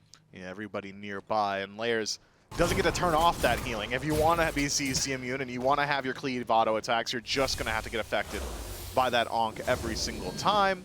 You're also going to get some of that value up against SOT. He likely will be going towards the Bumbus Hammer. CycloneSpin with the Death's Embrace a little bit later on, so Ankh certainly a good pickup for Jake. But it is a heavy commitment early on, really slowing down his build. You can see Relic Dagger already finished up for Aror on the other side. That Blink going to be up a little bit more often than everybody else's. Whereas you're just on a tier 1 mask for Jake. Trebuchet in mid, a fight around the Pyromancer maybe. Aror blinks in, finds a Mez on 2, and slows down the Pyro push of the Bolts. The Bolts will go right back to it. Paul over the wall can find something. Layers might not need to go over the wall. The silence holds them back. Kraken available to SOT will be used, but not going to get any value there. A blink out by LASBRA finds his escape, and nobody on either team will go down. It'll just be a disengage by the Titans. Layers goes into the Colossal Fury, and it's an immediate response from Jake. Hey, I've got Ankh. And Layers said, I'm sorry. I will simply stop my own fight. Walks himself out of there. The Olympus Bolts now even. It's a not nothing lead. It's something. No, it is nothing. It is quite literally nothing. Yeah, it is quite a nothing lead that we have come back to in game number 3. 12 minutes in, 1-1 on the board. Very similar pacing than we had in game number 1, where a little bit of action kicks off at the beginning of the game, and not a whole lot. I've got a sneaking suspicion we might be pushing towards another 35-40 minute game with the way that this one is starting out. But maybe the Olympus Bolts can kickstart that a little bit sooner by finding a pick onto CycloneSpin. Silence and the Root connect. Eagles rally to get some gap closed, and Aror will be there with the Mez to slow that one down. Slightly mistimed knockup from BaRRaCCuDDa. CycloneSpin able to CC a unit with the Eagles rally. Had the knockup connected, Cyclone probably down to around 10% HP, some more chase potential from the Olympus Bolts, but instead just happy to find the poke. CycloneSpin resustaining quickly. The Olympus Bolts pull out the gold, and it's Aror stuck on his own. Does find an ultimate, hits LASBRA, and then it'll clip BaRRaCCuDDa on the receiving end of the landing. The Bolts who wanted to start up that Gold Fury have now all been stopped by one man and one man alone. Aror able to get into that backline, avoid the CC from Awesome Jake to stop that Gold Fury push. Layers chasing out Jake, but a good Shadow Lock should secure the escape path for the Olympus Bolt support player. I'm keeping my eyes on LASBRA because he's going to have a couple of Tartarus Titans on his head in a second. Well, 3 of them around. The Oracles will go over to LASBRA and the Olympus Bolts. Some vision around the Fury will go in their favor. Tartarus Titans still willing to put up fights. Aror constantly rotating across this map, even going all the way back to the dual lane yet again to make sure that BaRRaCCuDDa gets to have minimal fun in this game up against CycloneSpin. It feels that every time we peek back over to that left lane, it is just BaRRaCCuDDa sitting at his tower line. Well, have you noticed how much damage BaRRaCCuDDa does to CycloneSpin? It's like 4? 70 per auto attack. CycloneSpin's got a lot more than 70 HP. I'm not going to count the blips, but it's a lot, all right? And he's also healing from Death Toll, and he's also healing from Scourge. 2,200, divide that by like 78. I'm not smart enough to do that during a cast, but more auto attacks than BaRRaCCuDDa's got time to shoot. So you're probably not taking that 1v1 just about ever. CycloneSpin should be getting the better end of that laning phase. The difference is you've decided to take a bully into your laning phase. Bellona should dominate there, but if we're talking about scaling, objective presence, objective burn, permanent or neutral, you're probably favoring BaRRaCCuDDa in about 15 or so minutes. Well, less than that, 10 minutes. Maybe so, but that time hasn't come just yet. Jake will be rooted out by Aror. These supports have just been throwing the CC against each other. It's been Aror versus Jake. Who can find their way to the back line first? Who can find the CC? Did he just miss that on a standing target? I think he just missed the heal on Jake. Look, hell heals aren't easy. You're used to aiming at red HP bars. That's a green HP bar. You gotta switch something Unless up in your brain. Mode. So look, I'm not gonna blame Ben. He's gonna shoot a lot of heals this game. They can't all be winners. I'm just giving him some flack for no reason, really. I miss most of my hell heals anyway, so if he can hit one, he's... I don't play a lot of hell, I'll be honest. I don't play that god nearly as much as some of these pros do. Tier 1 tower under fire by the Olympus Bolts. That one will go down with minimal contest. Tartarus Titans not willing to step up in there, and a whole lot of nothing as far as the lead is concerned. 700 gold, 15 minutes in. The Olympus Bolts get maybe the most valuable tower on the map for a Tier 1 as that mid does go down. So T tries to connect the Kraken onto Jake, whiffs it wide. That should be the end of the fight for the Tartarus Titans. The Olympus Bolts have now regrouped in mid. Interesting timing on that fight. You'd think you want to do it while the tower is still up, but the Olympus Bolts take that with very little fight back. I'm getting a bit of deja vu to game 1, where it feels like the Olympus Bolts are establishing the pace and the Tartarus Titans are just a bit slow on the return. That said, it was a much larger lead in game 1 by this point for the Olympus Bolts. The Tartarus Titans did a great job mitigating some of that success, and really one objective could bring this game right back to even, or if the Olympus Bolts take it, establish the first significant lead. Well, checking back in on Venenu's build, going for now his third book. The second one was Book of the Dead, so Soul Reaver should be right around the corner for Venenu once he gets the gold to go back to base. Tartarus Titans setting up around the Gold Fury. Paul not quite there just yet. Cyclone and Aurora will clear up the Oracles to again establish some vision presence. And Awesome Jake going for that Lonos Mask second slot. We see this a lot with players like Oceans in the SCC, where he's typically the one getting focused out all the time, so you pick up a Lonos Mask. Tartarus Titans grab a Pyromancer. And not much more of a fight beyond there until LASBRA does blink in. SOT, quarter HP, a dunk in will get the beads away from SOT, but a tidal wave will hold him back, but it's not enough to hold back Haddix and LASBRA. They will find the pick on SOT. The Olympus Bolts can now walk away. Clean play from Jake there as well. Make sure the Tartarus Titans can't rotate in. He stops both Aror and Paul. So had he not been there, Jake that is, pretty likely that we just see LASBRA fall down in exchange. She was very low HP after that dive. Instead, free pick on the SOT, free tier 1 tower, and potentially a tier 2 as well. Answer from the Tartarus Titans, gotta be the Gold Fury. BaRRaCCuDDa knows this Gold Fury is started up and communicates with the rest of its team that it's being done. So the rest of the Olympus Bolts will focus on the tier 2 tower on the right side of the map. Aurora is there to zone by. Awesome Jake rotated over. Triple Mez will slow down the Bolts, but not going to slow them down quite enough. Their damage output isn't very high, though, without a Hunter, so Cyclone is able to rotate in and stop that tier 2 from going down. Man, Aurora was fighting for his life over there, taking up some shots from LASBRA, forcing him to reset the tower, double Mez on Haddix, and then keeping the tower alive a little bit longer. Epic uppercut to extend its life. He kept it up. Tier 2 maintains standing on the right-hand side, so massive play for the Tartarus Titans around the Gold Fury to keep that gold lead at nothing.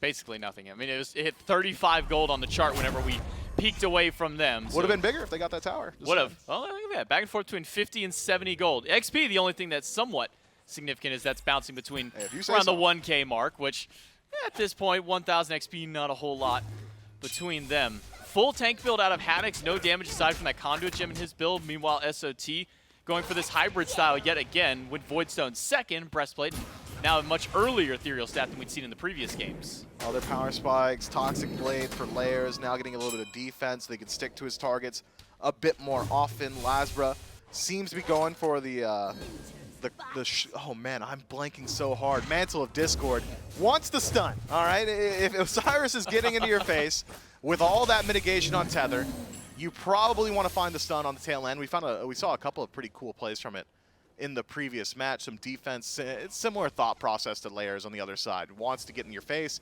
and not fall down too quickly. with a 2-level lead and 2-0 slash line, I think this Osiris might have a bit more success than Vamana on the other side. But with both neutral objectives off the map, the majority of Tier 1 towers dealt with already by the Olympus Bolts, might be a little bit until we see this next team fight. Jake is still playing this Nox like he was playing his Sobek, standing on the walls. Kraken on the BaRRaCCuDDa, gets the Aegis from the Jing, and that will be the end of that fight, but it's a winning relic trade out, at least for SOT. Kraken going to come up much sooner than that Aegis will, so now BaRRaCCuDDa in danger when the next team fight rolls around.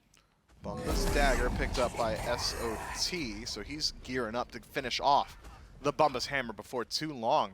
Slight lane swap, I suppose. SOT hovering on the left-hand side of the map, whereas CycloneSpin sticks to the right. You would generally think the guy who's got teleport would want to be the furthest from the fire giant, and I know SOT's the sole laner. You would associate him with the teleport, but instead, it's actually CycloneSpin now playing on the opposite side. I think it's okay, though. Poseidon's so fast that he should be able to rotate over towards fire giant if the need arises pretty quickly. And he can keep putting some pressure on the BaRRaCCuDDa. Has already taken away the Aegis. Maybe the next Kraken takes away a Beads, the next one, the Airstrike, and all of a sudden this Jing Wei might be susceptible to some ganks. Does hit level 20, so if SOT gets the golden hand, which is only 100 away from finishing up that Bumpa's hammer, so I imagine that's why maybe he split himself to the left side. Lots of farm for him to potentially grab and be able to get that level 20, get that gold necessary. Should be able to grab it once that red buff goes down, give it over to Paul, and head himself on back to base. So actually, you like to hold off on finishing the E-Staff to get maybe a much more valuable power spike. Yeah, I mean, it's just like a really good stat fusion, passive notwithstanding, 20% CDR, pretty important to this Poseidon build. But then you get the passive involved, 80 true damage on every single auto attack, post ability, plus HP regen, allows SOT to not only be incredibly fast, but incredibly annoying in these team fights.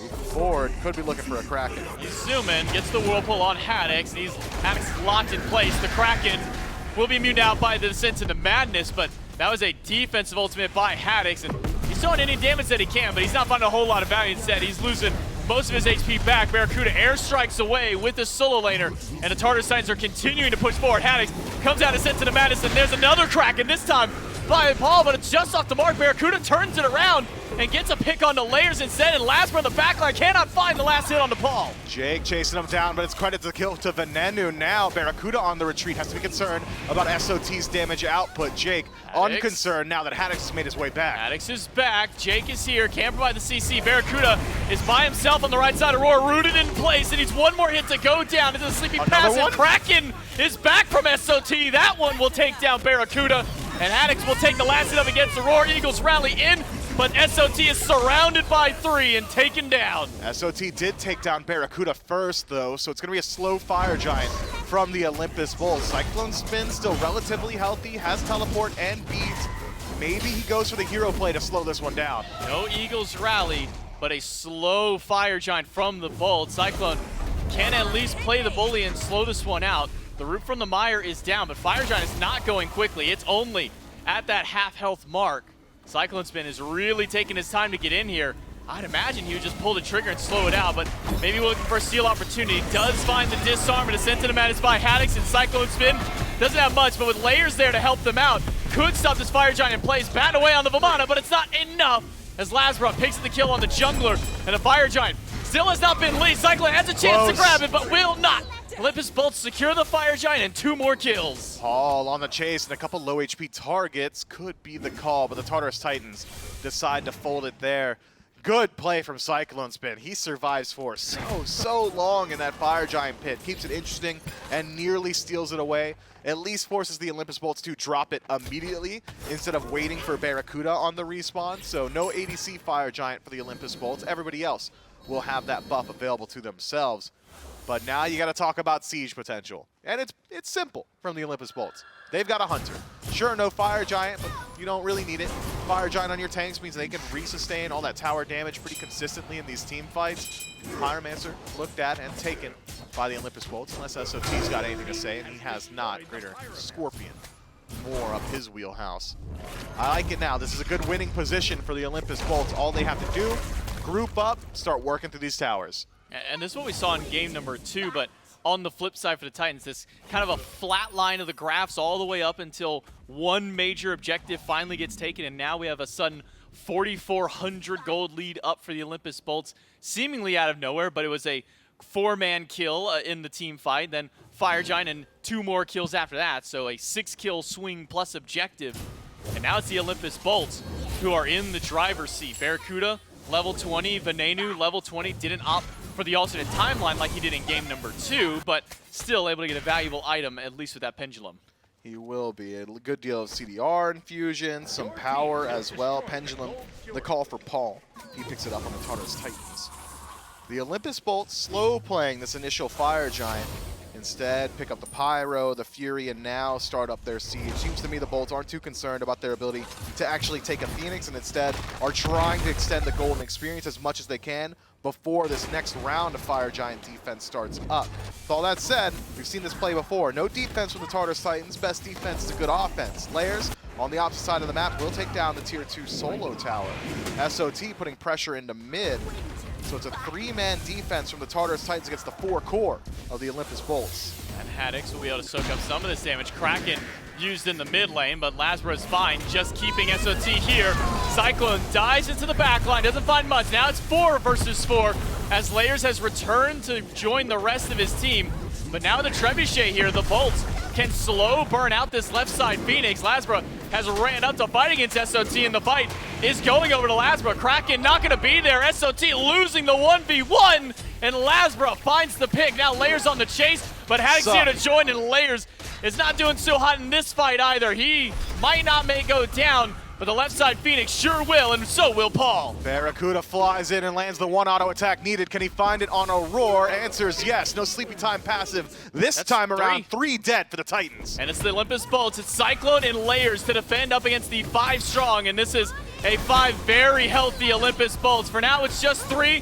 CycloneSpin is doing everything he can to hold back, but no ult from Layers, no ult from CycloneSpin. The Olympus Bolts poised to take game number 3, take the set, as Cyclone cannot hold the defense. Finds an Ice Eagles rally, but it's only to delay his life bar, to delay Layers, and the Olympus Bolts with the Deicide and the Titan take game 3 and the set. LASBRA goes absolutely insane in the last minute of this game. My man wanted all the smoke. Anybody who stepped up was getting the 1v1. This Osiris, so hard to deal with. Doesn't matter if you're a Bumba's Hammer Poseidon. If you're not healing, 80 true damage, I don't think LASBRA cares. No, I mean, that little 1v1, we saw the Kraken use it, put LASBRA down to half HP at the tower, and then as soon as Kraken was down, LASBRA said, all right, word, that was your biggest burst damage. Now, just gonna W key at you the rest of the way, and he ran him all the way to the red buff, grouped up with Haddix. Probably didn't even need Haddix at that point because it's just the 1v1. And then Haddix and the rest of the team able to close it out. Bolts take game number 3. That's gonna be it from us on the cast. We'll throw it over to Des to close out the set. Olympus Bolts tweak the composition a bit, and here in game 3 able to close out the set. And this one pretty convincing. The cast set it up pretty effectively there, where it feels like Trelly throughout a large portion of this game, stable, right? Not big peaks or valleys, bit back and forth, kill here, kill there. Ultimately, the Bolts scaled up enough and consistent enough around the objectives to grab the win here. And so the struggles maybe continue here for the Titans, one of the most innovative teams in the league as far as compositions go. But finding the wins on the back end of those compositions, far from 100% hit rate for this Titans team. Yeah, I would say so. I gotta highlight Ven, man. You know, having the game 2 that he did on Hell, didn't look the greatest, runs back that pick, and just, he was not only the damage numbers, he was on point with the cleanses. There was one point there at the end where Haddix gets Krakened, and then another Kraken comes soon, and without this cleanse right here, the game could have been over, man. He almost died there. That cleanse, and then Ven also goes in to clean up. LASBRA dives to the backline, tries to get this kill, can't finish it. But you know who can? It's Ven, and he does. So just hats off. Just a much better look this time around. He was on point with the damage, on point with the cleanses. Of course, LASBRA pops off as well. The whole team looks good, but it's hard to come back when you have like a game 2 like he did on the same exact character. I'm trying to figure out what hats off even really means, Trelly. You know, like I take my hat off to you. Yeah. What a weird gesture. That should stay in the 20s or whenever that came from. Nobody's taking, are people still taking their hats off? I'm not sure. I guess if you are, you take it off to LASBRA this game, because the Osiris looked good yet again. Still one of the most contested picks at the SPL level, should be in any Bolt set. because whether it's Haddix or it's LASBRA playing this pick, always going to be a good look. Yet another fantasy performance for yours truly. LASBRA plus Ven put up a combined 9-0-12. Thank you very much. And I'm feeling pretty vindicated here, Trelly. You know, I got some flack after week 1. But really, this is showing you why I'm the mastermind. You should tip your hat to me. Hats off to Dave for his fantasy draft. Hats off to Dave. Put your hat on if you're looking at my team. Paul and Aror just lost me points. They both went negative. Hats on. 0-1. Keep your hat on. Put a second hat on if you'd like.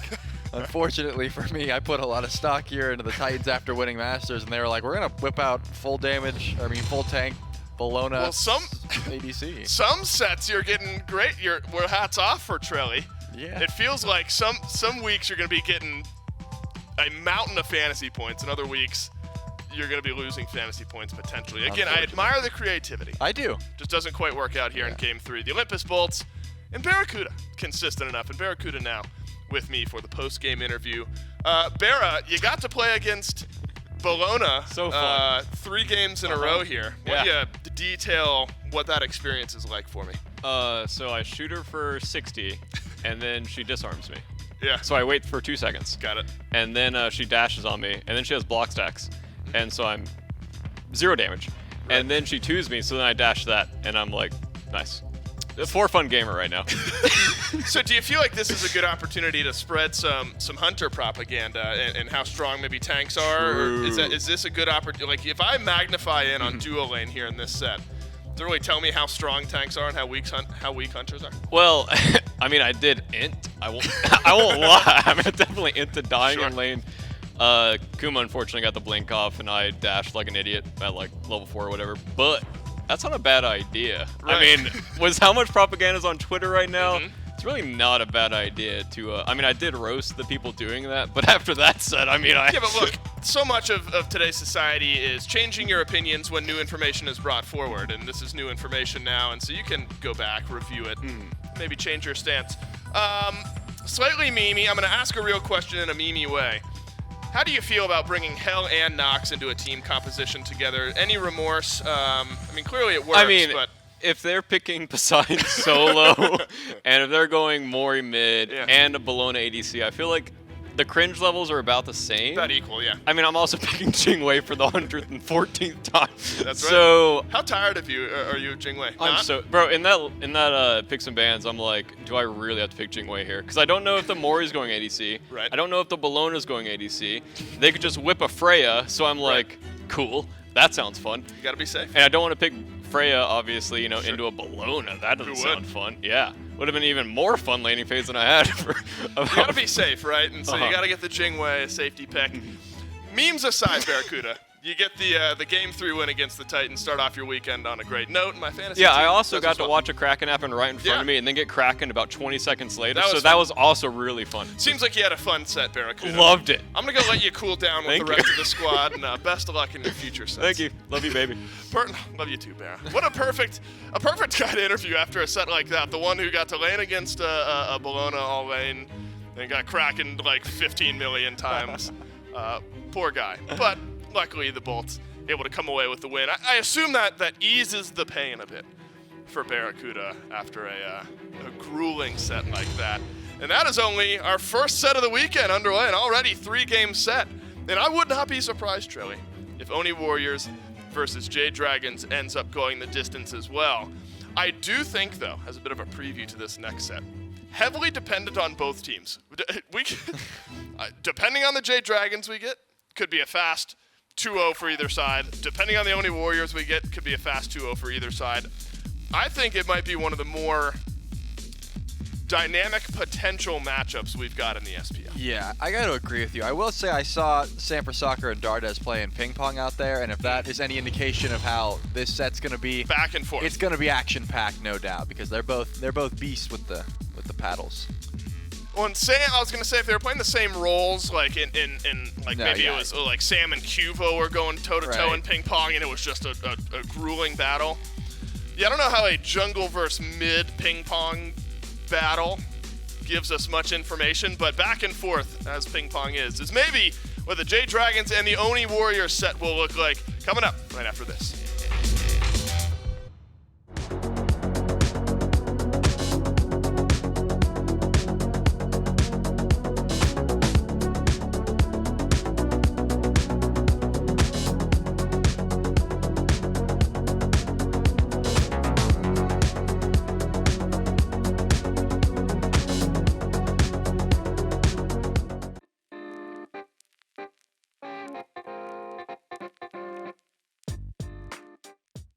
Ooh, Oni Fury. Shout out to my Oni homies.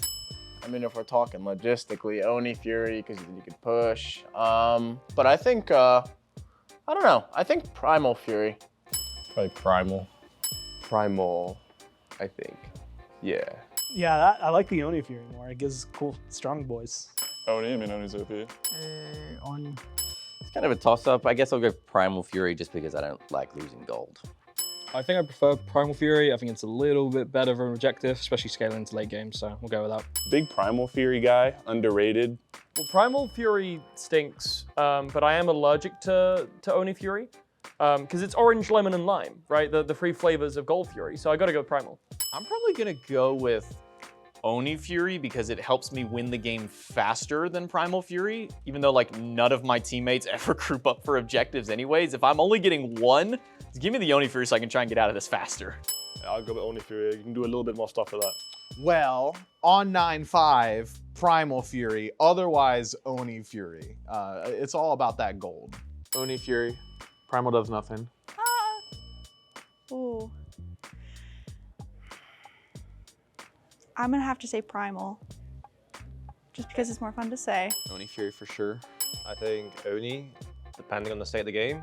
If you have fire waves, then definitely Oni. Primal Fury for the FG. I don't know what either does, but Onis, because that's like Oni Warriors, like the SPL team, which is live every Thursday through Sunday.